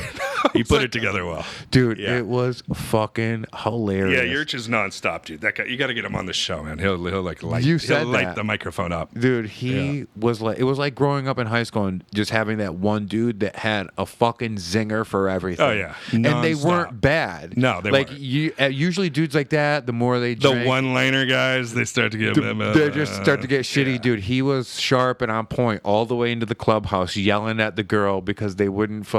This was hilarious. We go into the clubhouse, and I've already got a vendetta against like Blue Fox Run because they fired my dad back in the day. Oh, really? But my dad's crazy, but so it kind of got it. But we go in there, and there's like, how many of us were there? There's like 30 or something. I think a couple people took off, but there's probably about 25 people that piled into the clubhouse. And he says to the bartender, and he goes, "You want to come over and take a drink orders? First round's on me. Just whatever these guys want." Oh, yeah. And you know what she said? "Have them all come over to me. I don't want to have to walk over there." Ooh, And wow. you know what he did? He was like, "Oh, okay. Fuck you." Sat down, got everybody fucking like rallied up, and they left. Oh, really? And I was like, "Dude, this is awesome." Like, Yerch. you could have made $100 tip. Oh, yeah. Just walking. And it's all restaurant people. They're gonna tip you like crazy. Just walking 15 feet, and I was like, "This girl just doesn't know how bad she just fucked Yeah. up." But yeah, dude, that was a pretty funny day. You don't golf, do you? No, I golf. I've tried it a couple times because it seems like one of those things that it's like I don't like scotch, I don't like golf, so I try to like scotch and golf, and when I dabble in it, I just still don't like it. You don't like it, or you're not good? Both. And I'm like, I like feel like I'm a little too old to start going like starting things that I suck at. Like I kind of just like I want to do activities that I have a baseline knowledge of at this point. Like I'm not ready to start learning how to golf. Yeah. And I don't have the attention span for it. Like I'm too spastic. It's like by the third hole, it's like okay, I'm all set with this. If I'm by myself, I'm way more dialed in. But if I'm like that day, dude, we're just partying. I mean, having a that good seems like a time. day I could get down with. Yeah, if you came, dude, it would be so Yeah. fucking hilarious. And I would have loved to be there, but That's right, dude. Fucking, I might go this Friday with a friend of mine. His name is White Boy, you don't say. and he's from Bristol. His real name is White Boy. Dude, he's the craziest, like, white dude from the hood, and he's my friend, and I just actually wrote him, like, a reference letter, and I went to drop it off at his house today, and this is a dude that you never would think would play golf, and I saw an Amazon package on his front porch, so I picked it up, and I brought it up to him, and he rips it open, and it's like a 12-pack of tailor-made golf balls, and I go, what are you going to do with those? He goes, I golf. And I go, what? And I go, I golf. And he's like, when we going? So his legal name is White Boy, no, his name is Okay. Eric, but but he goes by White Boy. imagine if that was his legal thing. I was like, what did it say on the package? White Boy? Like the White Boy is getting some golf balls. There's a shocker. Oh, dude. I got a friend named Brother Luck. Brother Luck. His name is His Brother given Luck. name? Yeah. His parents were exotic dancers, and he has an amazing story. But his last name's Luck, and they named him Brother Luck. Does he have another brother? I don't know.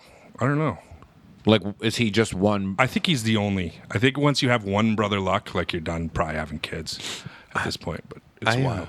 I had a couple weird people in high school that had weird names. One of them actually just died, but I had these two brothers. Their parents were like, I don't know if they were Jehovah's Witnesses or some type of Mormons, but they named their children Ezra and Darda. Wow. Yeah, It's intense. Darda. It's so good. Is that a biblical name? I don't know. It's not. It doesn't. I don't know. I went to like a private high school too that was Christian, and I've never. I'm pretty biblically knowledgeable, and I've never heard that one. My parents Sounds like a Game of Thrones character. yeah, Darda. Darda. Darda the Mountain. Darda of Garth. My parents almost named Matt Brutus. No, that would have been sweet. Brutus. I don't know. He might have got made fun of a lot, or You go one of two ways with that name. Yeah, you could you're be either the biggest badass you've ever met, or the fucking weirdest. Brutus. Yeah. You're a brooding Brutus. Meet me at the candy factory, Brutus. Brooding Brutus. Brooding Brutus. Oh fuck, man. So my objective as a part of our friendship in the next couple months is drag you to some hardcore shows. Yeah, I would love to. And, the unfortunate thing for me is they're always on Saturday nights, and Saturday nights are like, That's go time. That's my own hardcore show at the restaurants. The funny thing is, like, I'm always getting mad at these kids that are booking in the week hardcore shows to Right. accommodate touring bands. And I think there's actually a Tuesday show coming up in the next couple weeks. Maybe we could start doing that weekday hardcore shows. Yeah, for old chefs who work around here, that'll really draw. There'll be like 3 people there. It's all right. I'll pay double. Like I'll pay $15 to get in. It's fine. I've had conversations with a friend of mine because they have a couple grills on the like outside of the Amleg, and I forgot who's. I think my friend Drew was like, "Yo, you think you could get that guy Tyler to come here and like cook food?" Dude, I would like, do that. I would love to do that. I was like, dude, that sounds like such like a regular thing. Like he would love to do that. Yeah, I love stuff like that. Like summer's almost over. Though. Cooking where you shouldn't be cooking, like in unexpected places, is like and.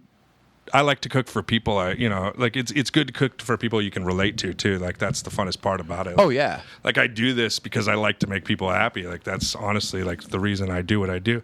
So if you're making people happy that are like people that you from a scene that you came from, how much better does it get than that? Mm-hmm.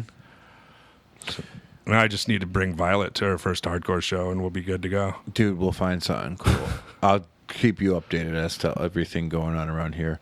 So, oh man, I wonder what her favorite hardcore band would be. Violet's? Yeah, dude. I feel like she'd be into something pretty fast. Yeah, she's getting wild, dude. She's 2, so she just says like tons of words now. Yeah, and it's like over and over. She's learning so much. So like she has this thing where like of course she's learned what a penis and a vagina is. That's part of like I get out of the shower or whatever and walk in, and it's like that's what that is. So like she thinks it's so funny to like yell in public places like "Daddy's penis, Daddy's penis!" Like she's at Millwrights, like they're eating, and like she's screaming "Daddy's penis" like at the top of her lungs. And I'm like, Melanie, like, just don't like sit there and laugh at her. Like, she's laughing the whole time. Yeah, she's cracking up, of course. And people are gonna think like some weird shit's going on at home, and they're like, the girl's Daddy's penis. And then like Melanie will say, okay, like stop saying that. Say, Mommy's gina. Oh, dude, I need to hear this. Just hitting on it. Yeah, she's getting pretty good at using curse words in context, and that's not like. That's so funny to me, but it's not funny to everybody else. No, like I always think about that if I was a father, like what I would do when my kids swore the first time, like I'd lose it. Dude, it's so funny, and like they're words, like people need to get over it. Like we have an open cursing policy in front of it's a word, it's a word, and whatever. So my one of my buddies has a half brother who's younger than him and my other friend. I know these 2 brothers, and they also have a 11-year-old half brother, and the guys are my age. And I go over there and I hang out with him. His name's Steven. It's my friend Bill and Matt's half brother. And I went to a wedding on Saturday, and he was there. I didn't know he was going to be invited, and he was at the table with me. He was telling me about how he wanted to buy a new BMX bike and how he had saved up $200. Mm-hmm. And I was like, do you have a Facebook? He's like 11 or something like that. He's like, no, I made one time to get coins in some game, but I don't use it. And I was like, dude, you know about the Facebook marketplace? I'm always seeing like BMX bikes on there. And he's like, no way. So I open it up, and he's like, oh my God, I want this one right here. I was like, really? Like I'll message the person, we could get it. Right. So I messaged the kid, some fucking young dude that lives in like the North End, and he made me meet him at like that Heaven skate park, like over near the Rocket or the Yard Goat Stadium. Right.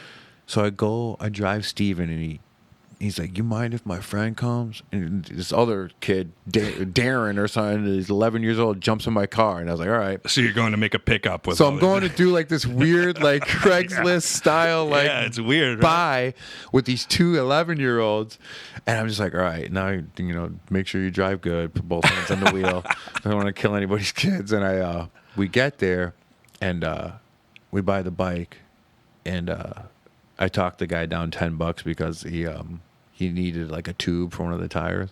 So we're driving back, and I got NPR on, and like we listened to some hardcore on the way out because he likes that, and then I had NPR on the way back, and like they start talking, like Tom Ashbrook starts talking about something, and in the same like couple seconds he said bigot and transgender. Mm-hmm.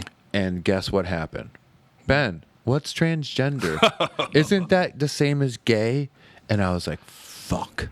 I was like, you better fucking do this right. Yeah. And I fucking explained the whole thing to both of them. And they were like, really? I was like, yeah. And then they go, what's a bigot? And I was like, fuck. No.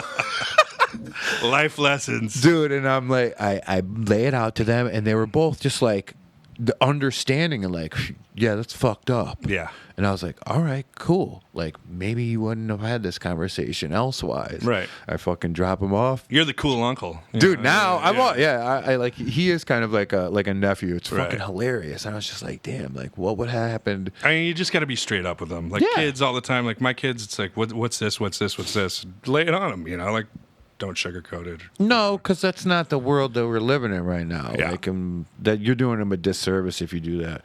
I have a 2-year-old niece, and she just started talking. We won't see her again till Christmas, but I know that's going to be like a lot of the same shit. Right. You know? Yeah, it's a riot. Like that age is so funny. They're turning into humans, you know, when they can start to communicate like that, it's hilarious. It's so strange, dude. Yeah. It's so funny. She's so cute, but like, my brother's in for it because she's pretty sassy. But yeah, you have 3 children, 3. Yeah, I have 2 by previous marriage and then 1 now. So I have and they're almost 14-year-old, 10-year-old, teens, and almost. 2-year-old. Yeah, so I got a son who starts high school tomorrow, and then another daughter who's 11, and then a 2-year-old. So it's like I got family 1.0 and 2.0. It's like I'm young again. You know what I mean? He's starting high school tomorrow. Yeah. I'm Yeah. gonna send him an email. Yeah. I told him I would send him some music, yeah, and I that's didn't. right. He gave me his email, dude. It's Yeah. so long too. I had to type it. It's like his full name with a bunch of numbers. Yeah.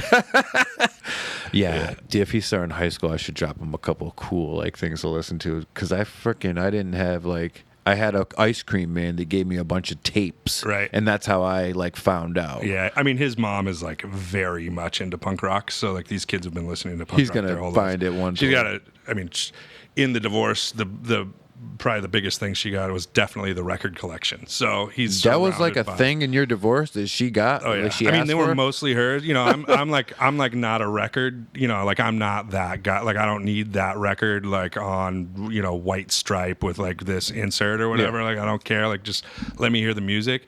So most of the records were hers, but she has a crazy. Like we together compiled a crazy record collection. Yeah, And she got it. yeah. That's funny. And I was just like whatever. you Yeah, know? whatever. Yeah, it's fine. All you want to do is listen. Yeah, I got Spotify. It's fine. Yeah, that's all you really need. Whatever. When I started using drugs back in the day, like my brother kind of systematically started seeing things like disappear. And before I could Right. totally just burn through it all, he took it. Yeah. And he deserves it because I would have fucking sold it anyways. Right. Yeah, he's got most of it, but I can imagine what yours was like. Yeah, it's got Gavin's surrounded by that, but like some influence from outside. He's pretty enamored with you. So He's cool, man. yeah, he's a cool kid. The I kid's know funny as hell. a lot of my friends like it's funny because like you'll see kids that are that age of just like out in the world and like they're not going to get put into things like that, but I only know my friends' kids, Right, and right. those are all people that like listen to good music. Yeah, You know yeah, what I yeah. mean? I didn't my parents did me a disservice, dude. My dad, all he wanted to listen to was the Doors, and my mom was like a Stevie Wonder lady.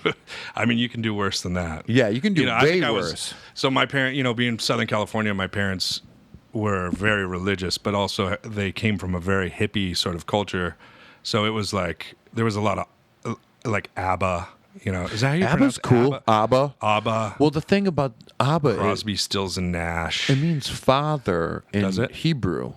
Yeah, I've never been into it. Like, It's kind of like, you like ABBA? isn't it kind of like Rod Stewart? No, it's like Dancing Queen. Like it's like disco. You know? Yeah. All right. So this guy at my the quality control officer for the Hartford dispensary is older guy. He's Jewish, and you're not supposed to get tattooed. That's my understanding as Right. a Jewish it's like person. a temple or whatever. Yeah. You can't get buried in a Jewish graveyard if you have tattoos. Right. I heard. And this dude's old school. Like, he don't really give a fuck. And, like, he comes up to me, like, a few years back. He goes, Ben. And this is, like, he's older. He's crazy as hell. He goes, I got a tattoo. And I was like, fuck you, you got a tattoo. Let me see. And he rolls up his arm, and he does indeed have Abba right here. Oh, really? And it's like this big. Yeah. And I'm like, holy shit, Larry. I was like, that's fucking awesome. You gonna get any more? He's like, no, I just did it for my daughter. And she got like daughter, whatever, Oh, like okay. in Hebrew on her arm. So his in the same wasn't spot. his wasn't in support of the band. No. Imagine Which he would just couldn't which get would have been over it. which would have been amazing. Yeah, Oh, you man. got to get that tattooed on you so you remember your favorite band is ABBA. What's your worst tattoo? I mean, my worst tattoos have been covered. Like, what do you got? Anything still showing through that you fucking are like bummed about? You know what? It's kind of like no regrets, you know, that stupid thing. Like once it's on you, like Yeah. I'm not bummed about anything, but they're like certainly. You have like you know, you have better tattoos than the average Joe. Well, I have Joe Capobianco like covering all the shit that I had on my arms. Yep. And he's like, I'm like slow work in progress. So I got like stupid words on me. I got like, you know, wannabe gang stuff, you know, like stupid, like little dumb shit, you know. Tell me Like, about it. Stupid. Tell me about stupid. it. Yeah, people shouldn't be able to get tattooed until they're like 30. Yeah, I made a couple weird decisions when I was younger, but like you said, like they all have a story about. I got this fucking tramp stamp, man, and it's just a Do you? it's just a fucking pink omega symbol. It's like a red omega symbol, and Right. it turned pink, and it's like a little dilapidated, and it looks exactly like the fucking horseshoe from a Lucky's Charms, like marshmallow. That's pretty cool. I mean, you should just like blow that up and like make a whole tramp stamp dude. piece. It is Some horrible. dolphins jumping over it. And Darren Brass did it. Oh, really? And he's like a world Yeah, another I world, know him. Yeah, but yeah. like he did this. and he in was our- okay with. He wasn't like, you sure, man? Like, Dude, yeah. he was so fucking high back in the day. And my friend CJ used to play guitar for Death Threat. He doesn't anymore, but we were in his kitchen, and he did like a weird bat on CJ, and then he asked me if I wanted sign, and dude, that's what I wanted. I don't know why. And to this day, he's like, "Don't tell anybody I did that." That's great. At least you're keeping it hush hush. Yeah. You know? But Now they're all like, I kind of regret them all, and I kind of don't regret any of them. I don't like my feet. I did some dumb shit. Like I have the card suits on my feet, like a Right. real fucking ding dong. But yeah, like I wish I could have. But the thing is, like, even if they were not gone over, I wouldn't do it because that was like one of the most painful tattoos I've ever Right. had. I heard the feet are terrible. Fucking hurt so I'm gonna bad. stay away from that for sure. No, But you know, it's like you make this decision at a point in your life, and it's a permanent decision, and so it's like, you know, you just sort of roll with it. Like, who cares? Like, if you could talk somebody like Joe into covering it for you, like, more power to you. But Yeah. like, if it's there, who cares? You know? you think you'll ever do anything on your head? No. You should. Should I? No, I don't. I considered like neck, you know, but I could you know. see you with neck tattoos. Stay away from the dome part Yeah, of your head, but yeah. I could see you. Yeah, the head is like, I don't know. That's a little too much for me personally. I certainly have plenty of friends with their heads done. Yeah. And it can be a good look, but you know, it's I like, could just it's see tough like walking, like doing table visits at like millwrights already, Coming out looking like Bam Bam Bigelow. like representing Flint, Michigan. You know, like, but you know, my hands, like having my hands was a big step. I like promised so I've wanted this thing tattooed on my knuckles since I was like 18. Yep. And I promised myself like I would not get my hands done until I owned my second restaurant. And so as soon as we like signed that lease on the second restaurant, boom, Boom. there it was. Yeah. And it's like I wanted it since I was 18. It's 22 years of thought, and You I promised deserved it. myself, so let's roll with You it. deserved it. Dude. But you know, I'm not trying to like. I don't want to scare nice people by having like a big head piece. You know. The thing is, like, that's one thing, but the thing is, like, you see it today, and it's not a trend. It's just like it's that kind of person. Like, there's a lot of like insanely tattooed chefs. Yeah. Like, it's a thing. Oh yeah. Darren was thinking about doing a show with Jamie about like that kind Right. of thing, like tattooed chefs kind of deal. See, it's like, you know, like I don't know how it started. Well, I think I know how it started. It's like there's a lot of people who gravitate to this business who are like Jamie and I, who came like from punk rock backgrounds, and Yep. it's like at that time, like when Jamie and I were cooks coming up, like there was no culture of chef. There was there wasn't. But we certainly had tattoos, and our tattoos didn't come from being cooks. Our tattoos came from being punk rockers. Mm-hmm. But that's sort of like bridge has been gapped, and now you got like, you know, 80% of the chefs out there like are like rocking full sleeves, and it's just part of it. But I just, you know, I got my first cooking tattoo like on my knuckles. That was the first one I ever got. So it came from that more than it came from punk rock more than it came from being a chef. Yeah, you were already that guy. Yeah. You just started to cook. Yeah. I'm trying to think. My first tattoo I ever got. What was your first? Black Flag bars. Really? Yeah, 16 years old. Those I'll never cover. No, don't. No. Go around them if Yeah. anything. Dude, I got, it's covered right now. No, it's on this side. I outlined this whole leg, but I'm going over it and it was just like kanji, like 3 letters. And I went right into Phantom Ink in Forestville, Connecticut. It's still there.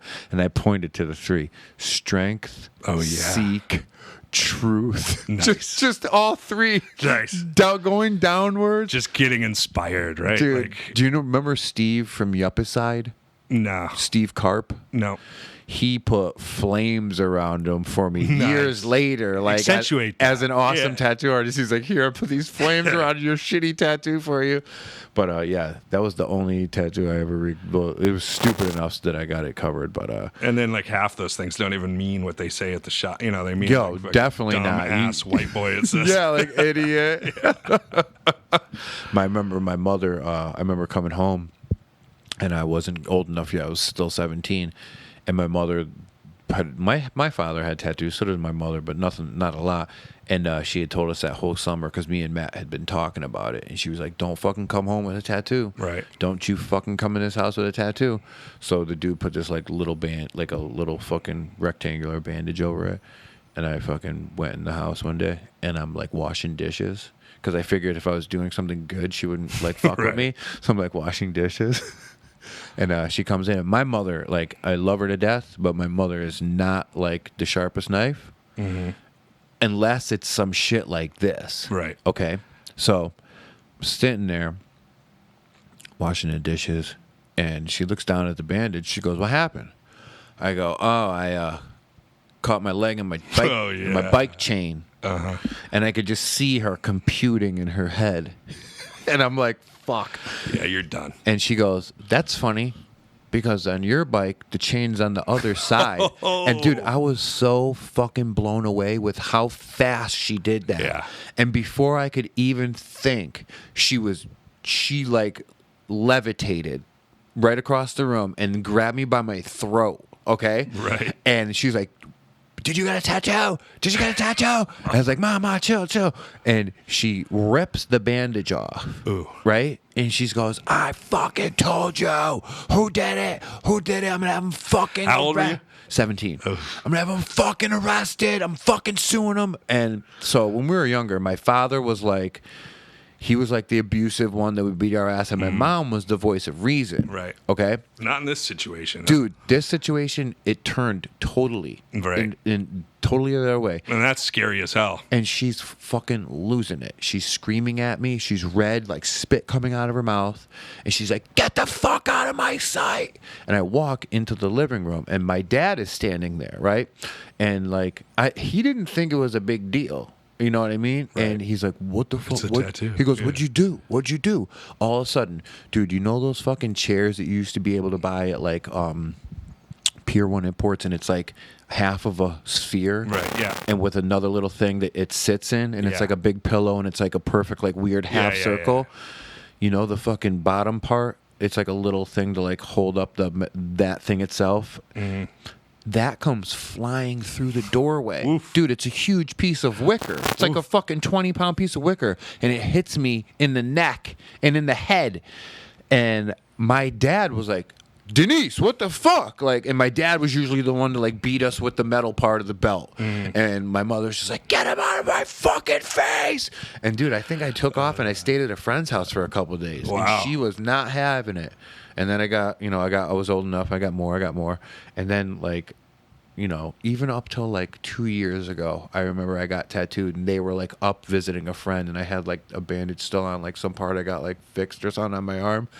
And she was just like still talking shit, called me like a circus freak. And I was just, holy fuck, this is never going to fucking end. That's funny. She just got tattooed on the back of her Your mom neck. Dude, it's so funny. Did you throw a chair at her? No, I should have. Dude, she Mom, what the fuck? for the longest time she had a small little mushroom on the back of her shoulder blade, and over the years it would like dilapidate and look like a little dick.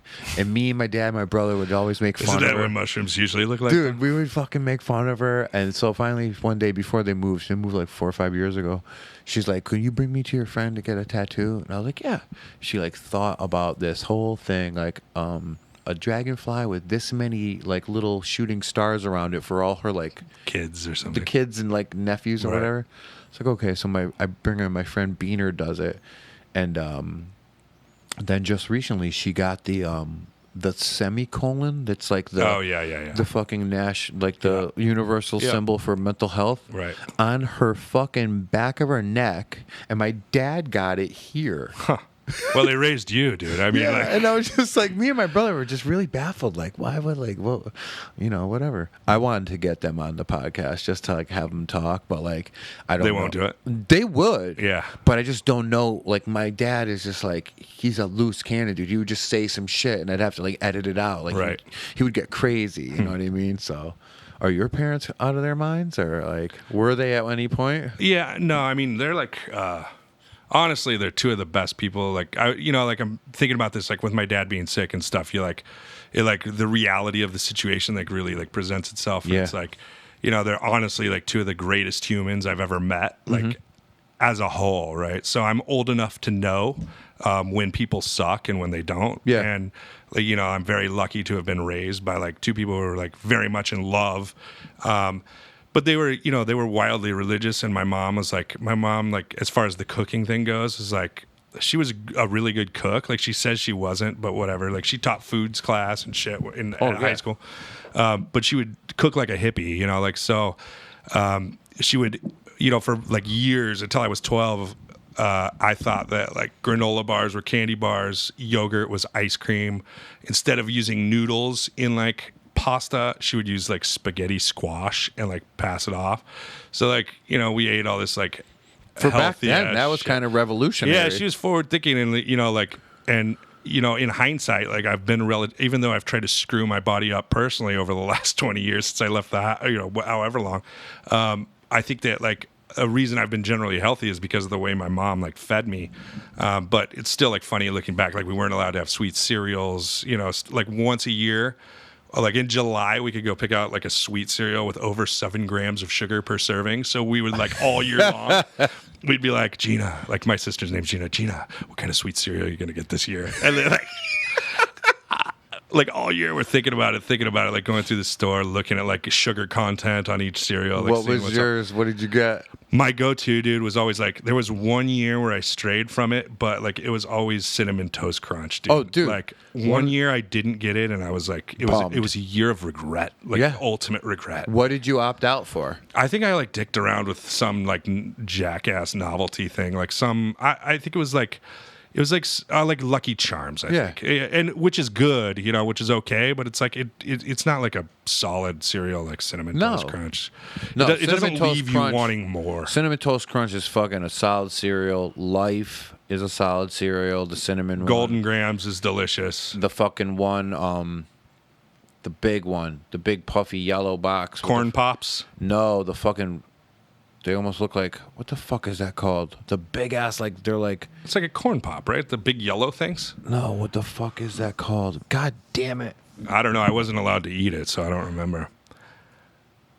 And like we were allowed, so growing up, we were allowed to watch like very little TV. So it was like Thursday night, the only show we could watch like on TV until I was like maybe 14 years old was The Cosby Show. Oh God! And the irony in that now, huh? Like, Well, yeah. What a great American like adult role model he was. I remember watching a lot of the Cosby Show with my parents, and yeah, we weren't really. They were religious, but we weren't really restricted like that. Yeah.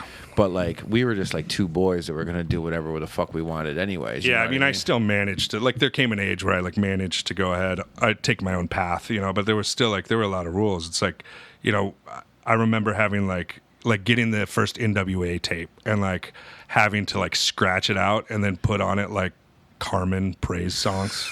So, that while I was vacuuming, my mom thought I was listening to, like, like, Christian rock when I was actually listening to, NWA. I got in trouble for having Faith No More because on the back of the tape it said "All praise due to the vomit god." Did I tell? Did I tell you? Did I tell about this story on the podcast about my friend Chris Cox? And it was like goddamn, like a Run DMC, Right. And his mom blew my parents out of the water when it came to being religious. And she kicked the fucking door in and she goes, "Not my God!" and ripped the cassette out and snapped it in half. Wow. Yeah. You guys have some pretty intense moms here in Connecticut, huh? Dude, like my mother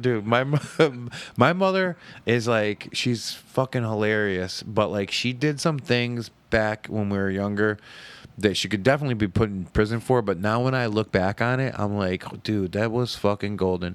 My brother, when he was learning how to, like, you know, he could read and talk and shit, but we had a book of flowers, different flowers, okay? And I don't know where along the line he heard the word dildo, but he's in a tree in our front yard that was like a low-hanging, small, like little weird tree, and he's hanging by his knees, like his legs. He had his legs curled over the branch, and he's just hanging there with this stupid flower book. And my mom is right there, like watering some shit, and he's like flipping through it. And now he gets to a page that Upside down, he's looking at this flower. Upside down. Okay. And That's wild. he gets to a page for yellow daffodil, and he just goes, "Yellow dildo." My mother slapped him across the face while hanging upside Knocked him down. out of the tree. Knocked him out of the Like tree. a ripe peach. And then he just, like, you know when kids like wait the couple seconds before they start screaming? Like the... Yeah, Dude, yeah, I silent. and I just remember standing there and just laughing at him, being like, "Whoa!" Yeah, dude, she was a fucking character. She was a fucking huge character. My mom, like, never, you know, she wasn't like, she was a character, but she never, my dad was certainly the one who laid the hammer. Yeah. But my mom, like, she wouldn't mess around, but she was like, you know, when I was getting older, I did like a lot of stupid things like we all do. Oh, fuck yeah. But one time I was like, so I would pull my dad. My dad had like he restored like old Mustangs. So it's like he had a 67 Mustang, like fully like restored in the garage. And I had to back it out of the garage like when I was 15 to get the lawnmower out. So I have a fucking similar story. Keep going. So we lived in a cul-de-sac, and I was like, you know, like it was just fun to back it up, and I wanted to back it up like a little more. So I like backed it down the driveway into the cul-de-sac, and then I like put it in drive. And you know, like I didn't have much driving experience. I was 15, and this is a 67 Mustang. It's got some balls. So I lost control of it a little bit and like drove it basically into my house, into the front of my house, and knocked like the whole front of my house down on top of the Mustang. And I remember my mom just coming out like this look of terror. And of course, you know, I'm like, oh, what did I do? But my mom just looked at me and she's like, your dad is not going to be very happy about this. Needless to say, he was not happy about it. Oh, dude, it was my mom's like daily driver, fucking Ford Taurus. Yeah. And we had what did you move yours for, to play basketball? Or no, to get the lawnmower? Pull the lawnmower out, yeah. So we had a fucking basketball hoop, and I wanted to move it away from the garage door so we could play basketball. So I moved it like down the driveway a little bit. We played basketball, and on the way bringing it back up, I don't know what happened, but I just remember like feeling like the brake click off my foot, and I just hit the gas, and I went straight through the garage doors, but I kind of clipped the brick on the side, Right. and it like fucked up the light, and it pulled back like a piece of metal like this. And I went, and it smashed through these wooden garage doors. And my dad had like woodworking shit and all kinds of stuff. Right. It moved everything like 5 feet back. And I was just like, oh no. And I remember like going out the other door because I couldn't get the car out. Oh no, I think I backed it out. Ran inside, threw the keys on the table. And my brother like heard me do it, and as I was running in the house, he goes, "Why'd you do that?" And I'm like, "What do you think?" As if you meant to do like I it. meant to Yeah. do it. So, dude, I fucking ran away. Did you? I ran away for 2 weeks. Woof. How old were you? I was a freshman in high school, Wow. or no, it was either freshman in high school or 8th grade. So it was your first hit and run. Oh, dude, but the thing is, like, we had taken the car out and drove it places Right. before. Oh, you But had. this is just like I crashed it into the door. I didn't Right. mean to like hit the gas. And I just remember just like being so terrified, like going to school, staying at a friend's house, Right. going to school, and then my mom called or told one of my friends to give me a message that it was safe to come home. Really? And I hadn't been past my house, and I remember like walking up the front driveway, and there's just 2 new nice vinyl garage doors. The fucking brick was all fucked up, but somebody came and fixed it after that. And I just remember like my dad just being like, it was too long. Like, that's why I stayed out. Right. I knew if I went back that night, I would have got fucking killed. Yeah. But he couldn't have beat me with the intensity and the passion that he wanted to That beat first me night, 2 yeah. weeks later. Right. So I kind of got off, dude. It's a smart move. Just like run. Yeah.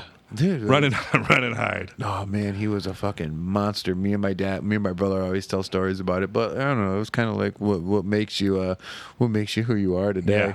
I mean, I'll say like, you know, my dad is like nothing like me. Where like he's like an aerospace engineer, right? So he's like back to the regimented thing. Like he knows like he like the attention to detail and stuff, which, you know, I bring into cooking and restaurants. But like in general, I'm, you know, not like that.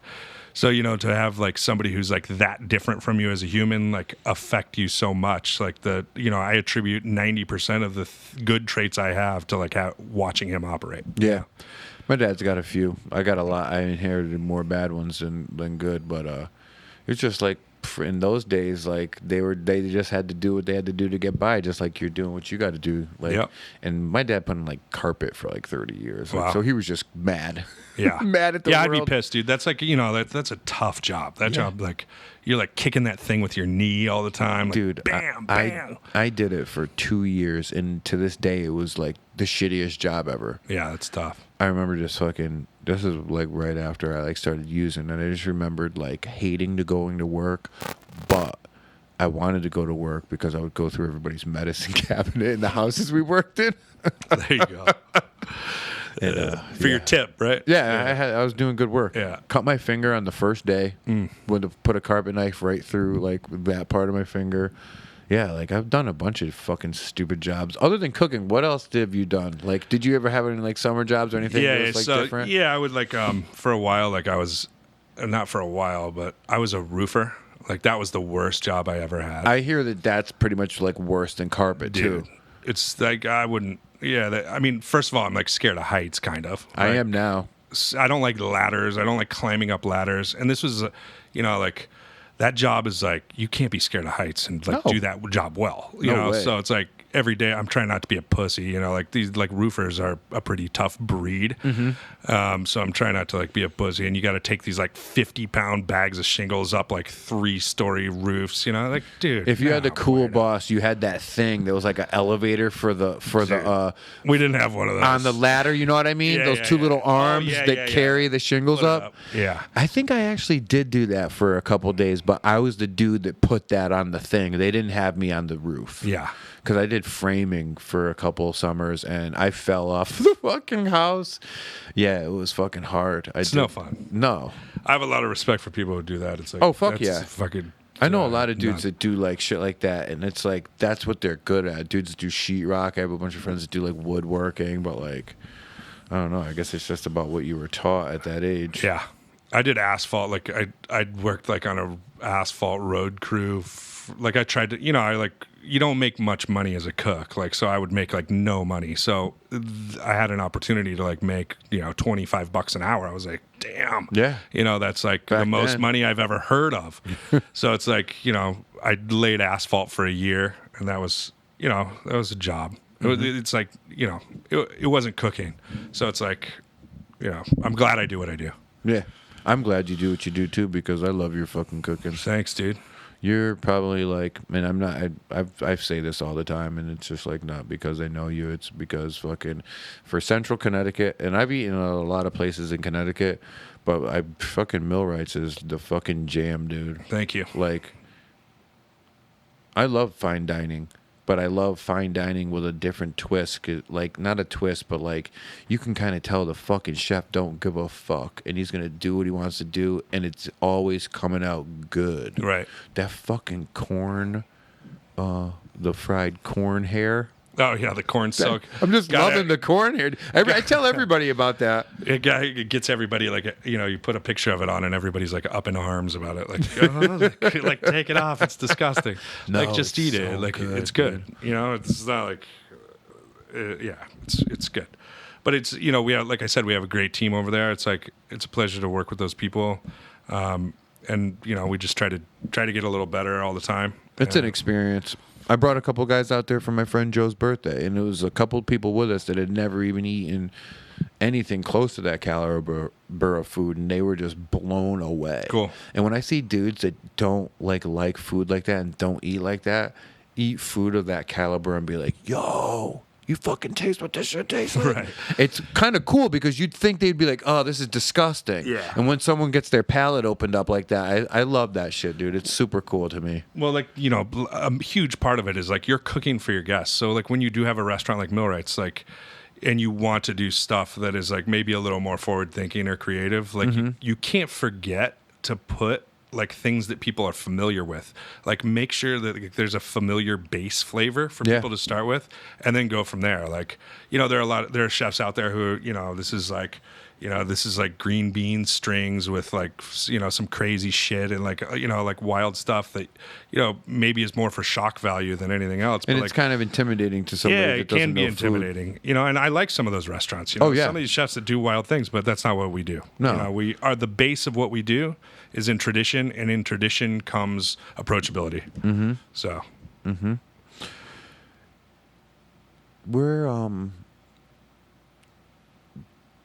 Where have you eaten in the last year locally that you were like, this is excellent? I've been eating out a little more than I usually do because we've been like in the middle of this like restaurant project. So, you know, like West Hartford is really got some like couple like pretty dope spots. There are now. a couple good ones right now. Zohara is delicious. Like it's like it's money. Like every time I go there, I have like it's cool because it's like not like anything else. It's in this area. It feels a little more healthy. It's vegetable driven. Yep. I like to eat small plates of food. I don't like massive plates of food. So it's like fun. I think Savoy's pizza is delicious. Fuck yeah. And I'm like a sucker for Brico, dude. Like Brico, like Dude, tell me Brico about in it. West Hartford to me is one of the best restaurants in the United States. Dude, tell me Like, about it. It's so consistently good. And for what they do, like it's not like quote unquote fancy, but like for what they do there, like the consistency and the perfect. level is like always on point. If anybody listening doesn't know, that's pretty much the staple, like higher end Italian restaurant in West Hartford Center. Yeah, I think he's going on 20 years, and you know Billy's a good friend of mine. Yeah. But like the dude is like, I mean they crush it there. Me and Meg will always be like if it's like a night we want to go get dinner, like we might take like a chance with someplace we haven't been before. Right. But if I want some fucking pasta that I know that's gonna be fucking sick and perfect, like if they have like a gnocchi or something or like a solid pasta that's on their fucking menu, that's what I'm getting because it's always good. Right. So Go there if you just want to know you're gonna have a good time because Yeah. it's not anything like it's not a guessing game. Yeah. Yeah, I And love that spot. in my neighborhood now in Blueback, like we have two pretty rad restaurants there. Like India is delicious. you're right Like, next door. That shit is fucking India awesome. Is so good, and Vinted is really cool too. Like it's like everything I've had there.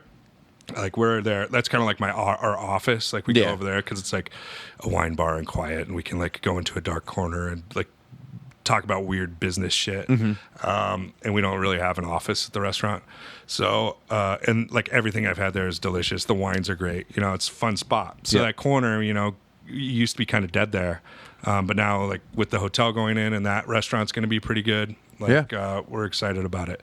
So in all fairness, you know, the only reason like I say like those are some of the like places I've eaten lately that I like because those are the only places I've been recently. Yeah. You know, because I don't get out that much. Yeah, I can imagine. Fucking, where do you want to go?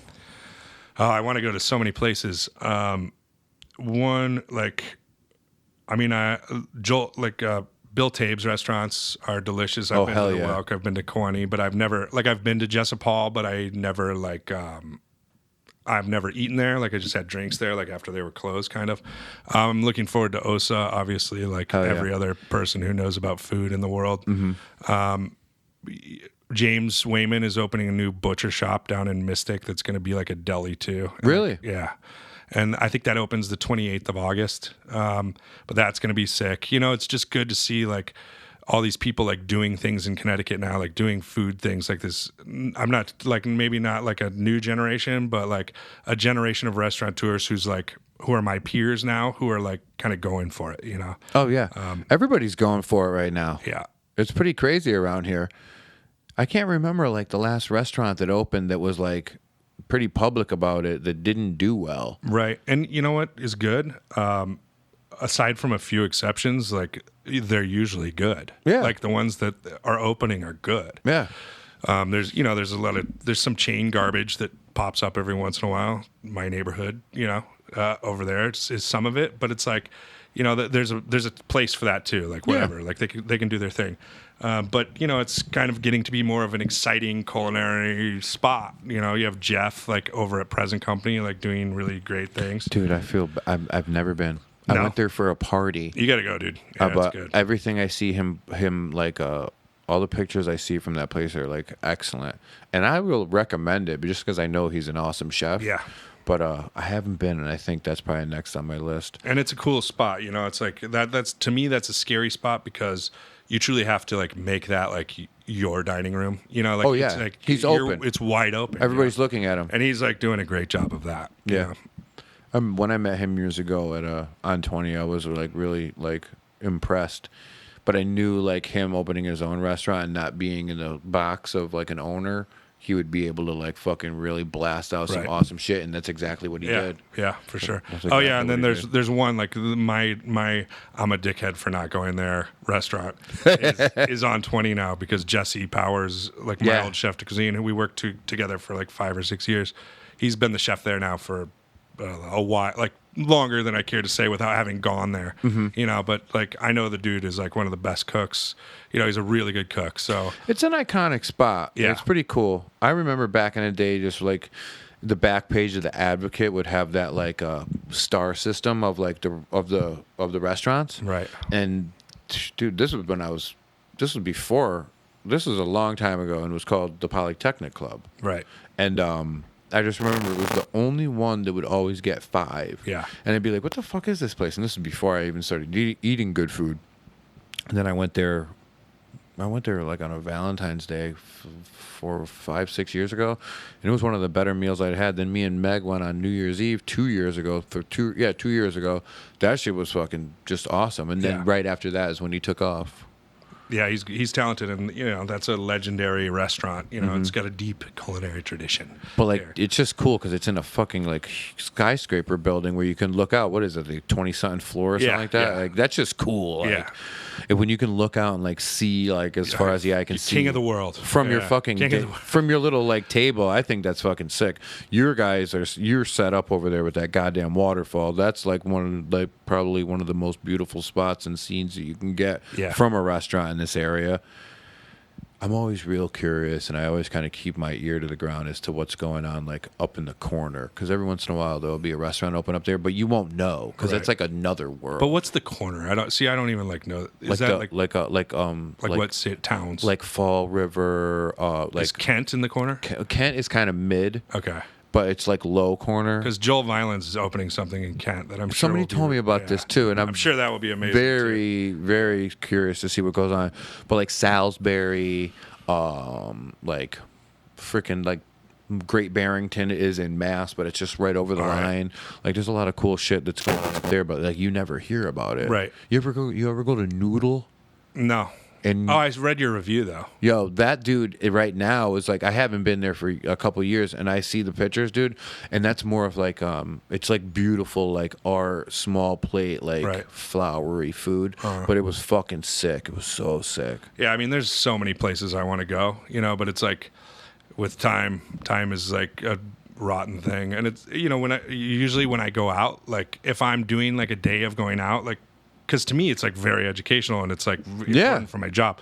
So I'm going to like Boston or New York because then I can bang out like 5 spots. You Yeah. know, like I'll have 3 dinners and 2 lunches and like just like go see shit, get And it's like exposed to things. It's a work study. Yeah, exactly. Yeah. So it's like the one-off spots that are like I want to go to them. I really want to go to them, but like the one-off spots are like tougher for me Mm-hmm. because it's like still a long travel time and I don't get to do like 5 at a time. Yeah. So I got to start like taking time to go see those places because that's part of what I say is like about like where the culinary mindset of the United States is going right now is that it doesn't matter if you're in a city. You can do people appreciate good food almost everywhere now. Yep. So you can open something in Simsbury that like tries to execute like food that you would see in like maybe a city normally, and then people get it and people are into it or whatever. So there are all these little spots like that are popping up all over the place that are like awesome, and to miss those is a shame. Yeah, and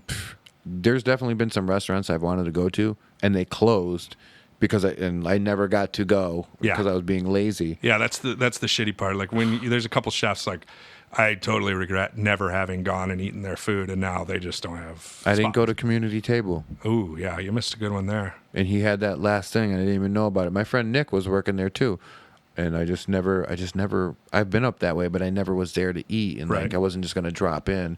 What the fuck was I just gonna say? God damn it! Nah. I'll edit this part out. Oh man. Well, you know but what?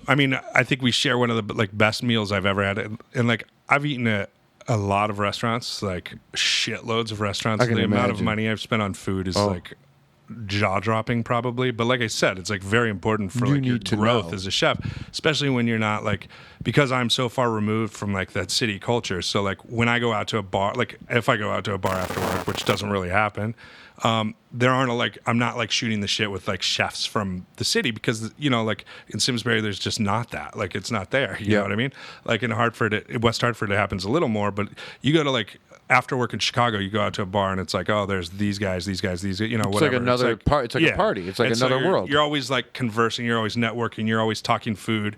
So in order to get those experiences here, like it's important to go out and like grab it. But like my top 5 dining experiences of all time, like 2 of them are Blue Hill. Yeah.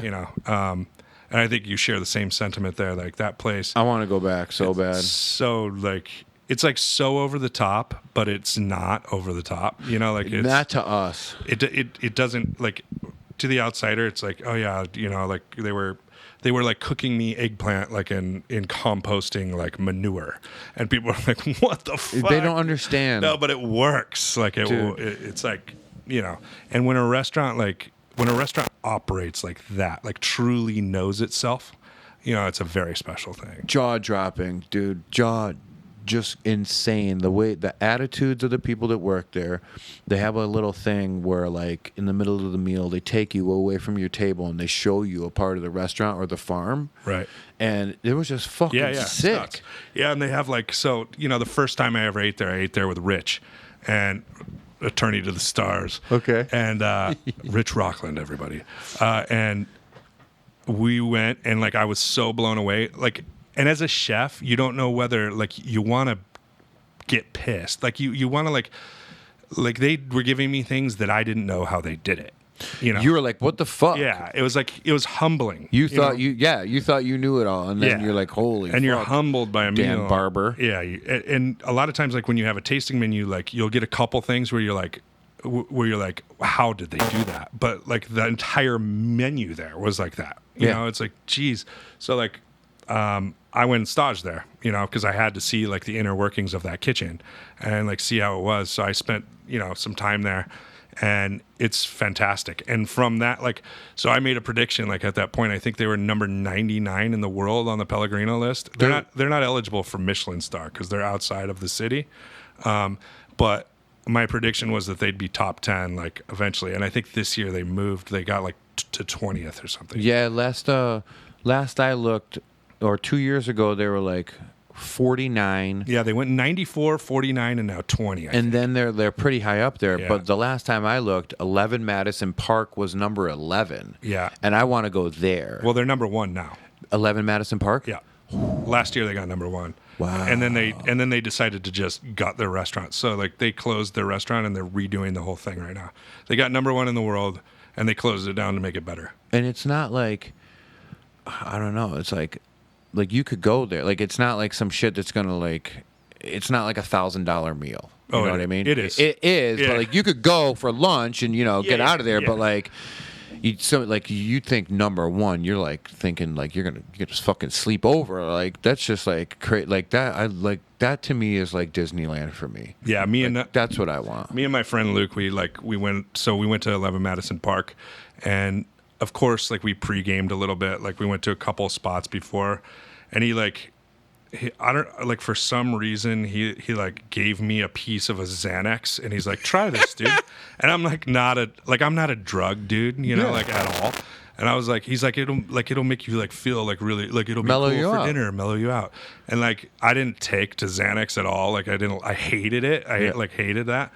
But anyway, like we got like full pairings, and so we knew this. Like he knew one of the junior somms there or something. So like they were blasting us with pairings. So they have like a champagne card and like all this stuff. And then at the end of the meal, they put down like this bottle of brandy from like 1914, like right in the middle of the table, and they give us each a glass, and they're like, "Chefs, enjoy." Fuck yeah. And I'm That's like, just- all right, this Here is we like go. nice. So I pour myself one, and I drink it, and I'm like, the inside of my mouth starts to sweat, and I'm like, holy shit, I'm gonna throw up in the middle of 11 Madison Park right now. Oh my God. I tucked it in, and we got through it. Yeah. I'll make it there in the next couple of years. Yeah, it's spectacular. Those guys, I mean, the people who operate like that, they're just doing something like sort of otherworldly. It's like we aspire to someday be like them, but it's like, that's operating on this different plane. No, that's like some propose to your girlfriend type shit. Yeah. Your wife or Yeah. whatever. But I think I'm gonna bring Meg to Blue Hill because she just every time I talk about it, Propose to her. she just gets pissed. You know what I mean? Yeah. Maybe, I don't know, dude. When we were She there, plays her cards right? dude. When we were there, like the guy, it's I don't know. I believe that when you give them your name for the reservation, they find out something about you. They Google every name. They Google you. Yep. Because when I walked in, they knew about what I did. Mm-hmm. They knew about that I wrote about food. And I was like blown away. Yeah. I was like, how is this happening? It's like that interpersonal experience, and they don't get weird with it, right? No. They don't like it's so they pair everybody with like your person, your handler, like your own Concierge, your yeah. own like maitre d kind of Yeah. guy. And we got this dude named Gian, Gian. Dude, looks a lot like you. Just white guy, bald, had like a past of like fucking like knew about music, and he comes over and he's just being super fucking awesome, and he's like, my band played at the Webster Underground. really. And I'm like, shut up. I'm like, and this guy is at like the And Blue- of course, they paired you with him because they knew. they you knew. Would, yeah, They it's knew. crazy, dude. And like you look over and there's like two old ladies and there's a nice yeah, and they don't have Jean. Yeah. nice little girl talking to them, dude, and it was so fucking cool. And like he was like, you gonna write about this? And I was like, how do you know? Like, how do you know about Yeah, this? that's Dude, it was crazy. fucking hilarious. 33 courses. Yeah. Yep. And it flies by. It's like you don't even like realize. Like some of it is not even like actual courses. Like they brought out the plate with a Orion fennel from the farm. Oh yeah, just a fennel. Yeah. And the freaking people that are running the food are very like Manson family like. Uh-huh. Like they're like looking through you. Right. But to me, I was like, this is sick. This Yeah. is what I want. This is so cool. Dude, when you went, what did they do in the middle of the meal? Where'd they bring you? To the manure pile, to the compost thing. Both times? No, one time I've been 3 times, and one time was the kitchen. Mm-hmm. I think the kitchen. Oh, one time was the grill outside. That crazy grill Yeah, with yeah, the pulley system? yeah. That's where they brought us. Yeah. And they made Like the beet hot dog or something. the beet hot dog Yeah. with the buns. They were made right there with the ketchup that they make and the Right. fucking the mustard. And it was funny because John was like, "You like hot dogs, right?" And I was like, "Don't tell me that you guys have a fucking hot dog." Right, of course they do. And all the fucking charcoal's made out of fucking animal that's bone wild, dude. or lobster shell. And I was just like, how the fuck does this work? And the girl, they had a young intern running that thing, and she like talked us through it and They told make us, the charcoal from their bones. Yeah. And so they're cooking like pork over charcoal made from pork bones. So, on the farm. yeah. And the funny thing was, it was like they don't use anything that's not from the farm. And they one of the dishes I had a scallop in it, and I guess you can get some fucking certain scallop that's on that river right there Really? that goes through it. Huh. And I was just like, this is fucking crazy. Because I know he dabbles, like, you know, he takes like a lot of pride in, you know, using things that are like sustainable. Yeah. So I know he works with this farm in Spain, like a fish farm in Spain. So there's certain things he'll fly in like to just do for a story, but not for a story, but because he believes in it. Yeah. But everything there has a story. So Yeah. it's like, if you're not in it, if you're not there for the story, then you're not gonna get it. No, You're gonna do it. dude, I was enamored the whole time. Yeah. I was fucking so psyched. Like, you walk in, like, they take your car, and I'm walking down, like, this walkway that's, like, lit on both sides. candles, With those yeah. little candles, and they open up the door, and they're like, Mr. Grippo. Yes. And I was just like, dude, if you want to feel good about yourself, go there, Yeah, because go they'll to make you Blue Hill. fucking feel good about Yeah. yourself. Yeah, that was a fun time, dude. I'm actually probably going to make some reservations. And they're probably, like, 2-3 months out. Yeah. You can get something, but You can it'll catch be like a Sunday weird, every once in a while. time. Yeah, Like Sunday at 10 p.m. yeah, Yeah. They do serve until that late. That's right, dude. Yeah. Dude, they're jammed like, you know, of course they're jammed like every night of the week. And that it's not a small dining room either. So if you think place about is like huge. Yeah, they have like 125 diners. So to be able to execute like in that big a restaurant like as flawlessly as they execute is like a very amazing thing. They had. I remember when we were walking in and the dude was walking out. They were like cleaning up the table, and John was like, "Oh, you just missed. We had Barack Obama yesterday, and you just missed the owner of Amazon." And I was like, "Holy fuck!" course. Talking about a whole nother level of money, and that's Yeah. what people are eating, dude. And I was just like, "Wow." But yeah, I have a pretty big laundry list right now. I want to go to Contra. Oh yeah, I've been. Yeah. Excellent. Yeah, delicious. I Yeah. want to go to there. I want to go to Vespertine. Yeah. And- It's wild. That's just like that's not even like, it's like an actual like trip to the moon. Yeah, so like that, you know, that guy is way out there. Yeah. Like he's like way out there. So, you know, sometimes you judge a book by its cover, and like he had this spot called Red Medicine in LA. I've heard of that. Yeah, it's not there anymore. He closed like a couple years ago, but that was like his first spot that he owned. And like this guy is not like, you know, he would be like the glam hardcore to the blood for blood, you Yep. know, whereas you could see where I would fall on that Yep. like measure. So I had my doubts about his restaurant and him, honestly, because a lot of what he did, he like does shit in like atriums and like everything's like beautiful. Everything doesn't look like food. Yeah, it doesn't look like food, exactly. And then I went there and I got there, like my flight was late and I wanted to eat there, and so I jumped in and I like was just gonna eat at the bar, and he was like, "Hey, dude, yeah, you're a chef, right?" And I said, "Yeah," and he's like, "Sit down, man, I'll cook for you." So like he, like after they were closed, cooked me a like tasting menu of just stuff off their menu, and like I was like, okay, Tyler, you're an asshole. And it was delicious. Oh, yeah. Like, delicious. So I look at Vespertine right now, and I'm like, meh. Like, some goth, like, otherworld, you That's know, like, do they food have like in a a spaceship shit. They have a fucking soundtrack that plays while you eat, Yeah. correct? Yeah, yeah. Well, you like the soundtrack is part of it. It's dinner in 4 acts or whatever. Yeah. But like a big part of it is this meal is not meant to make you happy. So it's like nothing about your experience there is meant to like. So to me, like a restaurant is like there to provide enjoyment at all Yeah. times. But he doesn't want like he's like this is the real world. This is like a dark and brooding restaurant experience.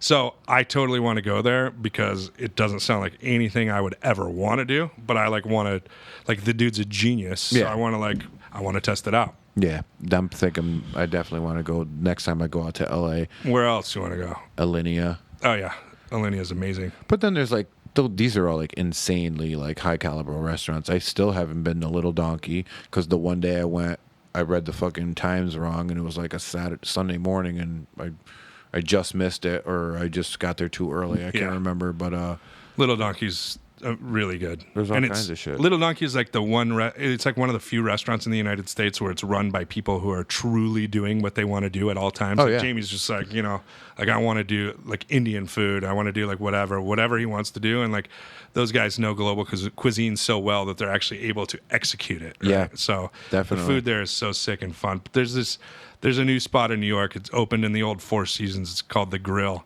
And it like is bringing back like old school dining, like glamorous old school dining to New York. So it's Oh, like cool. a lot of stuff on like carts and like a Love lot, it. like there's kind of like a buffet presentation of cold foods there and stuff. And like these dudes who are like our age, just like, you know, they've been crushing it in New York. They have like 6 restaurants, but they put like $30 million into this place, and they're just bringing back like old school fine dining. And I totally want to go there and check that out. what kind of money we talking? It's not cheap. I mean, it's not cheap, but it's not like. But it's not like, like- per se. It's not Yeah, like. it's not like some, It's like- not like, you know. I don't know exactly, but it's like an a la carte meal. So Okay. you're not. It's not a tasting menu. So you can get what you You want. can get what you want. Get you know, out. You can kind of like. It's on the higher end, but at least it's not like $400. Yeah, you know, yeah. Like so. Cool. I'm gonna put that on my list. Yeah. There's a place called Hemlock. I want to go to. You heard of that? No. There's a place called Hemlock. Where's that? It's in New York. It is. Yeah. Oh, I've heard of it. I think. Yeah. And then there's the Freaks Mill. You heard of that? Freeks Freaks Mill in Brooklyn. I want to do. I want to go back to Battersby Yeah. because that meal I had was excellent and that dude is awesome. And I saw they changed it up. Yo, his fucking kitchen is the size of that fucking half the size of that cubicle. Right. It's like a wall. Yeah, I don't know how they even do it. It's pretty crazy. Yeah, Brooklyn, like those New York kitchens are nuts, especially when it's like you're just trying to gut it out in Brooklyn and like do it. It's Yeah. crazy how they work within that space. Where else? You should check out Olmsted in Brooklyn too. It's pretty dope. It's good. It's like the guy he was the chef de cuisine at Blue Hill. Oh, cool. And Per Se and Alinea. So he throws down, and now he does like neighborhood stuff, and it's cheap. Like it's really a cool spot. There's so many cool places in New York, and like Boston is like every time I go there, you know, I text Jamie and I'm like, "Yo, dude, where should I go?" 'Cause, He'll just tell you. Yeah, and you know, he'll cut through the bullshit. Like, you know, sometimes when something's hot doesn't necessarily mean it's good. So Jamie would be like, check this place out, this place out, this place out. And like Boston never lets me down. Never. Yeah. Every time I go there, I just know too many people there to let me have a weird meal. Right. You know what I mean? But what the fuck? There's a couple other spots. Every time, this is one of those questions where somebody asks you and you got that list in your head. But Yeah, but you always forget. when they ask you, you and half the time you just like forget, you know, anyway. Like you go to the city and you're like, oh, where am I going to eat? And then you keep, there's like this one spot that you just keep forgetting to go to. You know what I mean? Yeah. Like it's just like, okay, you know, I should take more notes. Have you ever been to Uncle Boone's? Yeah. You like it, right? Delicious. Yeah. Fucking so good, Yep. dude. Very, very good. Like, kind of like, I don't know how to explain it. Like, that's kind of like Thai food. Yeah. But, like, exceptionally different and, like, Chefy. yeah. And they don't take reservations. You're first come, first serve. Was it? Yeah, I can't remember. Yeah, I remember having to stand there for a good probably 25 minutes, 30 minutes. But dude, once we got in there, there was 4 of us. We got like everything on the menu and all the desserts, and Yeah. that shit was fucking insane. I love those kind of places where it's like small and they're just throwing down. Oh, you know, yeah. and it's based in tradition, but then it's spun off. Like one of my favorite restaurants that I ate at last year was called Parachute in Chicago. Okay. And it's like it's like a Korean chef, but it's, you know, so hip and fun and like neighborhoody, but like that food was so delicious. And it's just like people opening a restaurant and doing what they love, and like it shows, you know. Yeah, It shows. definitely. Not trying to be like overly fancy or overly crazy or like you know, Vespertine like seems, you know, that's going to be wild, dude. Like that Yeah. will be a wild dining experience. But I like neighborhoody stuff. Like the older I get, the more I kind of just like Yeah. that. you I know? like both. You know, every once in a while, if it's like an occasion, something like that. But I like getting food cooked for me by like dudes that give a fuck and like care and Right. like, you know. What are your favorite restaurants in this area? My favorite restaurant? Yeah. I already told you. No, you don't take me It's out you. of the equation. Take me out completely out of the equation. What else do you like?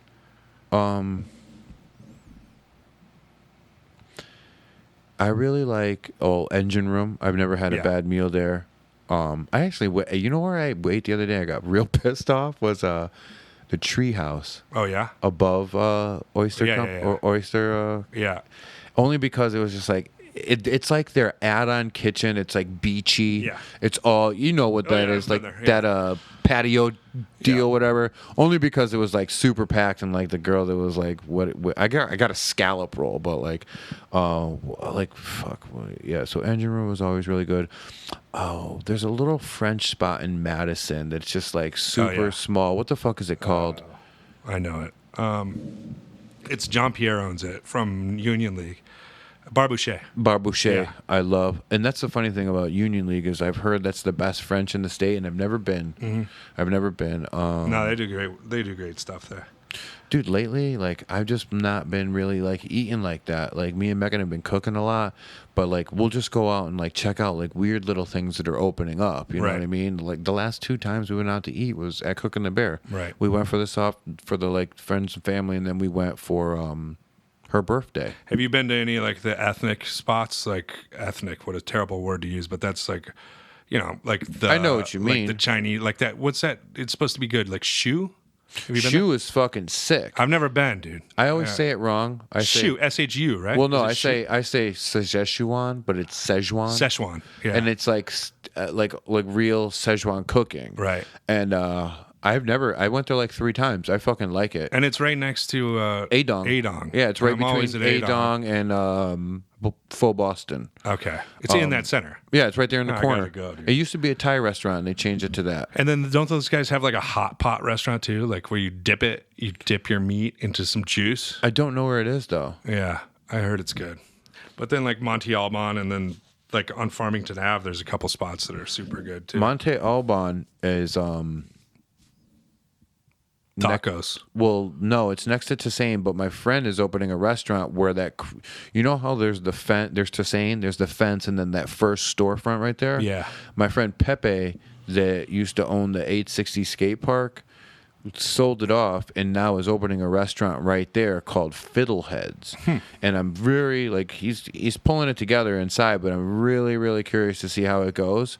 And he's doing breakfast too. Oh, cool. And I think that might it might work for that area. For Yeah, I like that area. West End is kind of like a little different, but dude, like I went to Zohara. Yeah, you like it? There was a couple things I liked, a couple things I didn't like, but I liked the regular food I had, like all the food, but I don't know why I'm like this, but like on the dessert menu they had baklava, but there was chocolate in it. You didn't like that? That's a travesty. Dude, I loved A that. Lebanese person would spat upon it. Lebanese or Scrooge? Yeah. No, but I went, and the spot is cool. Like it's a beautiful, Yeah, it's like, cool, yeah. beautiful inside. What else is there? Dude, I'm kind of like falling off. We went to the Golden Lamb Buttery. Oh, yeah, dude. I've heard that place is awesome. You've never went? Nah. Dude, take Melanie. Yeah, people It say. is like different. It's like so like It's the opposite of Vespertine. it's like the Yeah. perfect word, cute, Right. but good. Yeah, Like yeah. you get there, it's in a barn. It's in a barn that's a part of a farmhouse, and literally, dude, they walk you through the kitchen, and you know what the kitchen looks like? My kitchen. Right. But one of those half stoves that only has 2 burners. Really? Dude, it's totally insane. And there's like cheese and crackers when you walk in, and you can go out on the back deck and you look at the farm, and there's like some rocking chairs and like some like regular chairs. You sit down, and every 10 minutes this tractor comes around, and you get on it and you sit with like this lady, and she plays fucking guitar songs. And me and Meg got on, dude. We were laughing because it's just like, it's very Caucasian, and Right. it's just like I'm just like, like my fucking tattoo and just being loud.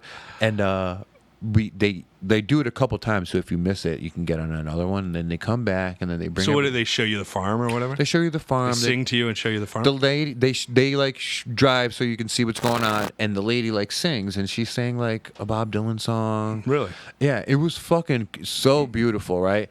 And then they come back, and you go into the restaurant or the dining room, and it's like, dude, it's like going into a farmhouse where like your auntie from fucking Omaha lived. Right. Like it's set up like that, like tchotchkes and fucking weird things all over the walls, and there's for all the courses, there's like a salad course, an appetizer, a soup course, an appetizer course, your main dinner, and then a dessert. And there's only a choice of like 2 or 3 things for every single one, right?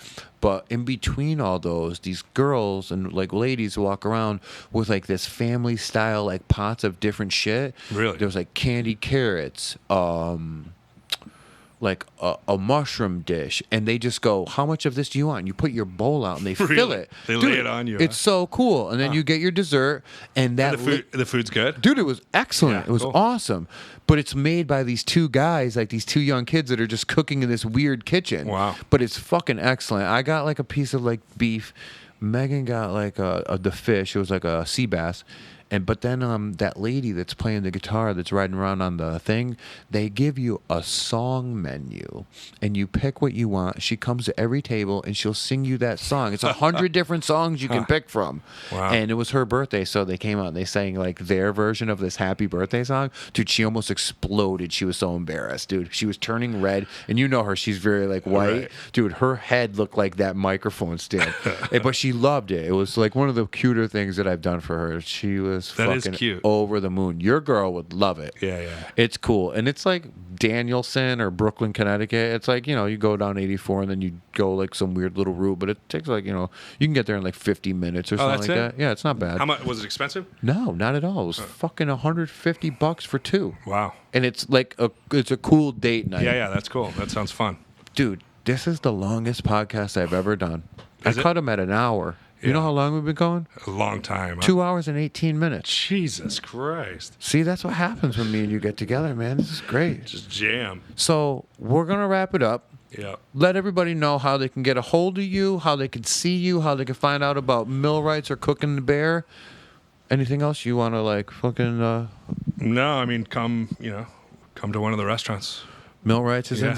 in Millwrights is in Simsbury? Simsbury. And we have the tavern downstairs, pretty casual. And then upstairs is, our dining room. Cooking the Bear just opened in Blueback Square, And if anybody doesn't know, it's the old Counter Burger spot. The old Counter Burger across from the new hotel. on the Whole Foods side. Right. And both kitchens are open, so peek your head in and say hi. Yeah. Yeah. And that is in Blueback Square in West Hartford. For anybody that doesn't know, I would really recommend if you can't go to just one, you're going to have to go to both. Yeah, take the tour. Take the tour. If anybody wants to go, ask me. I will gladly come along with you. And Pots and Pans 77 on Instagram, right? Yep, that's it. Yeah. And yeah, just I don't know, man. Thank you. Thanks for having me, dude. Thank you It's for fun. thank you for like letting me do this long podcast. Of course. Yeah. The Tyler- extended version. The extended, the deluxe cut. Tyler Anderson, everybody. Thank you. Later. Thanks, man.